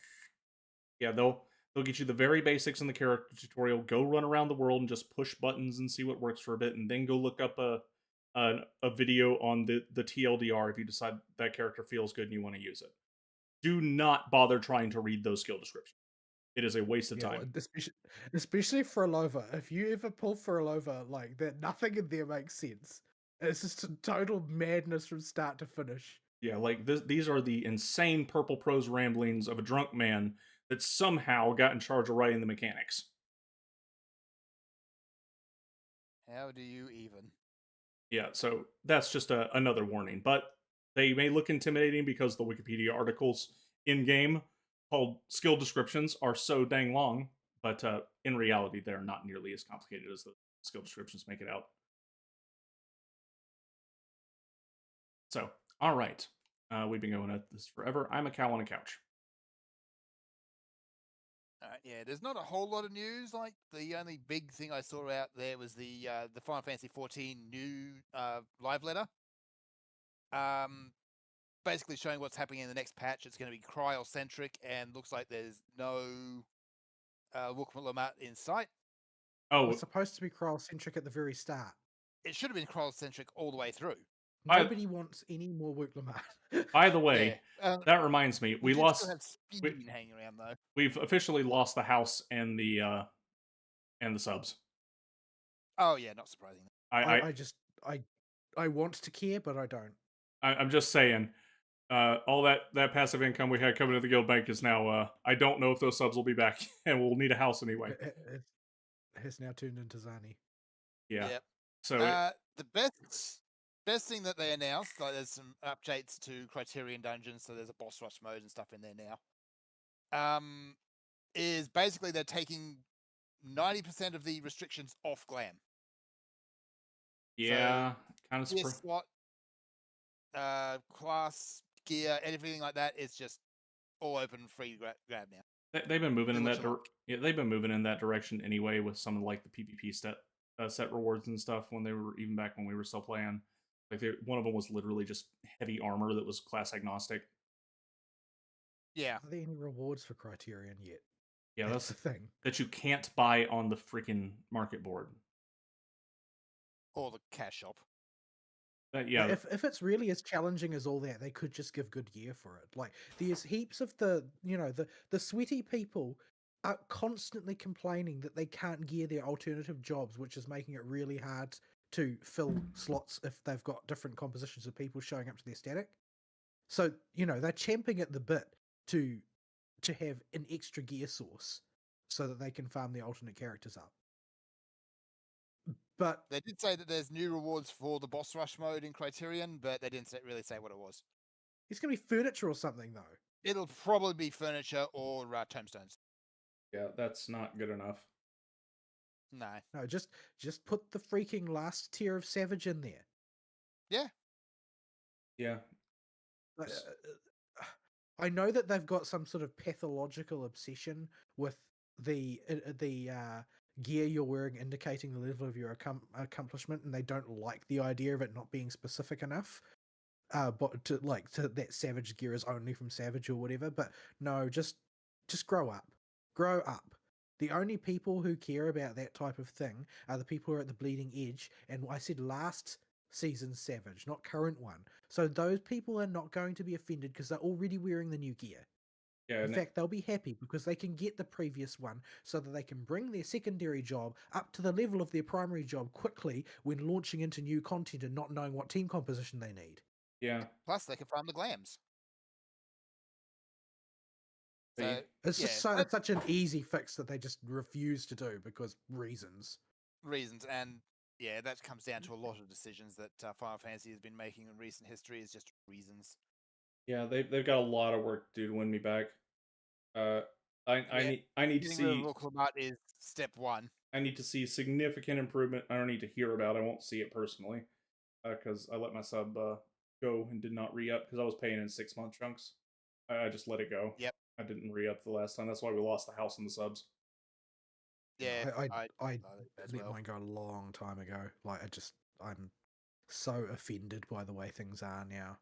Yeah, I need significant story improvement and I need class homogenization addressed. Yeah. Yeah, they keep paying lip service to these things, but I want to see action. Yep. Like, the next expansion reveal is going to be the time to potentially win us back. Otherwise, it's not going to happen. Yeah, the reveal won't even do it. I will need it to have its release and like read through the forum thread on what people are thinking and ask some questions. Like I need the bar has gotten very high to get me back. I will need a recommendation from the most critical community on the planet to come back. So yeah, that's that. The other thing of note that before I forget, it made its rounds only for like a day on social media because the U.S. Department of Immigration was memeing with it. Halo's coming to PS. This was announced a few weeks ago, but it only started to really meme around. I saw this week. Halo's coming to PS4 or not PS4. What are we on? Whatever PlayStation we're on. PS whatever. Yeah, PS5. So, this has led. When I saw the Department of Homeland Security or something posted an image of a warthog, to fight the flood, and memeing it to stop help fight immigration. I'm like, you know what? Somebody in the current administration is riding a fine line yeah. But I appreciate it. And the screaming was delicious, so thank you for that. Yes, that was wonderful watching everybody lose their minds over that. They'd have something better to do than scream all day, but no. Yeah. But yeah, so Xbox is getting in a more and more precarious position. Like, I don't think they're going to be in the next console generation. Kind of precarious. I don't think it wants to be. Yeah, there's already quite a few fairly solid hints that they're not going to be making another console series. Yeah, they have never recovered since TV sports. Well, TV consoles don't generally make any money. Mm. So The way Xbox has been going in recent history, you might as well buy a PC anyway. So like if they seem to be very anti exclusives these days. And exclusives are the only way you make money back on a console. So that they don't care about exclusives means that they do not intend to participate in that part of the market. I'm not sure who does participate in that part of the market these days. Just Nintendo don't- now. I don't know know anybody who cares that much about consoles. Yeah, and most Sony exclusives now are timed delayed exclusives, even if they claim they'll be exclusive. See Final Fantasy 16. With very few exceptions. So yeah, But I mean, I never played Final Fantasy 16, and the reason that I didn't play it is that they delayed too much. Like I didn't. By the time it was on PC, I just didn't care. yeah, I played it, and it was good. It would have been more fun to have everybody playing it at once. Might have actually got some hype and people talking about it for a bit, but it is what it is. Yeah. Yeah, well, there's no chance for a community to build up around it either. Yeah, certainly not Not a when it single one released. anyway.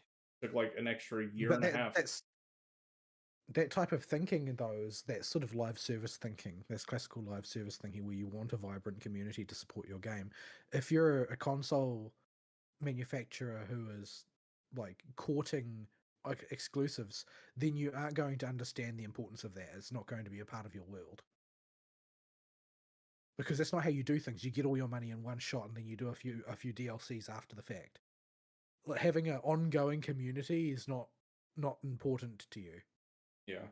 But they had every opportunity to learn about this because I mean, wasn't there are a few things like Bloodborne is console exclusive, isn't it?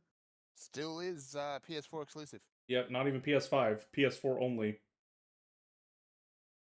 So they've seen how that system works, where you can build up a community around a game. They know what you can do with that, but they just don't seem to care enough about it to make it their mode of doing business. And the cost of that is the value of the console will go down. Yeah, and as consoles have moved further and further away from their main advantage of being able just to slap in the cartridge and go, or slap in the CD and go, you know, the question becomes seriously for anybody that isn't a tech illiterate dude, bro. Why would I get that instead of a PC? Yeah. All right. So yeah, let's wrap up here. All right. So yeah, I don't have a particular email topic of the week, but if you would like to send us an email, please do. There was not one this week, unless it came in like 5 minutes after we started the show. So, No, I checked the inbox later in the show and it didn't. alrighty, folks. We'll be back next week. I'll have some more woo-wit to talk about. I won't have the full reasoning to go into, so it probably won't be as in detail, but go into a bit of that, and we'll have some new Star Rail patch. I think it's coming on Tuesday, and Yadhari will be out in ZC. I'm planning to pull for her. I just know it's not going to go good. It's in the back of my head. So, all right. I think we're done, folks. We will see you next week. Sayonara.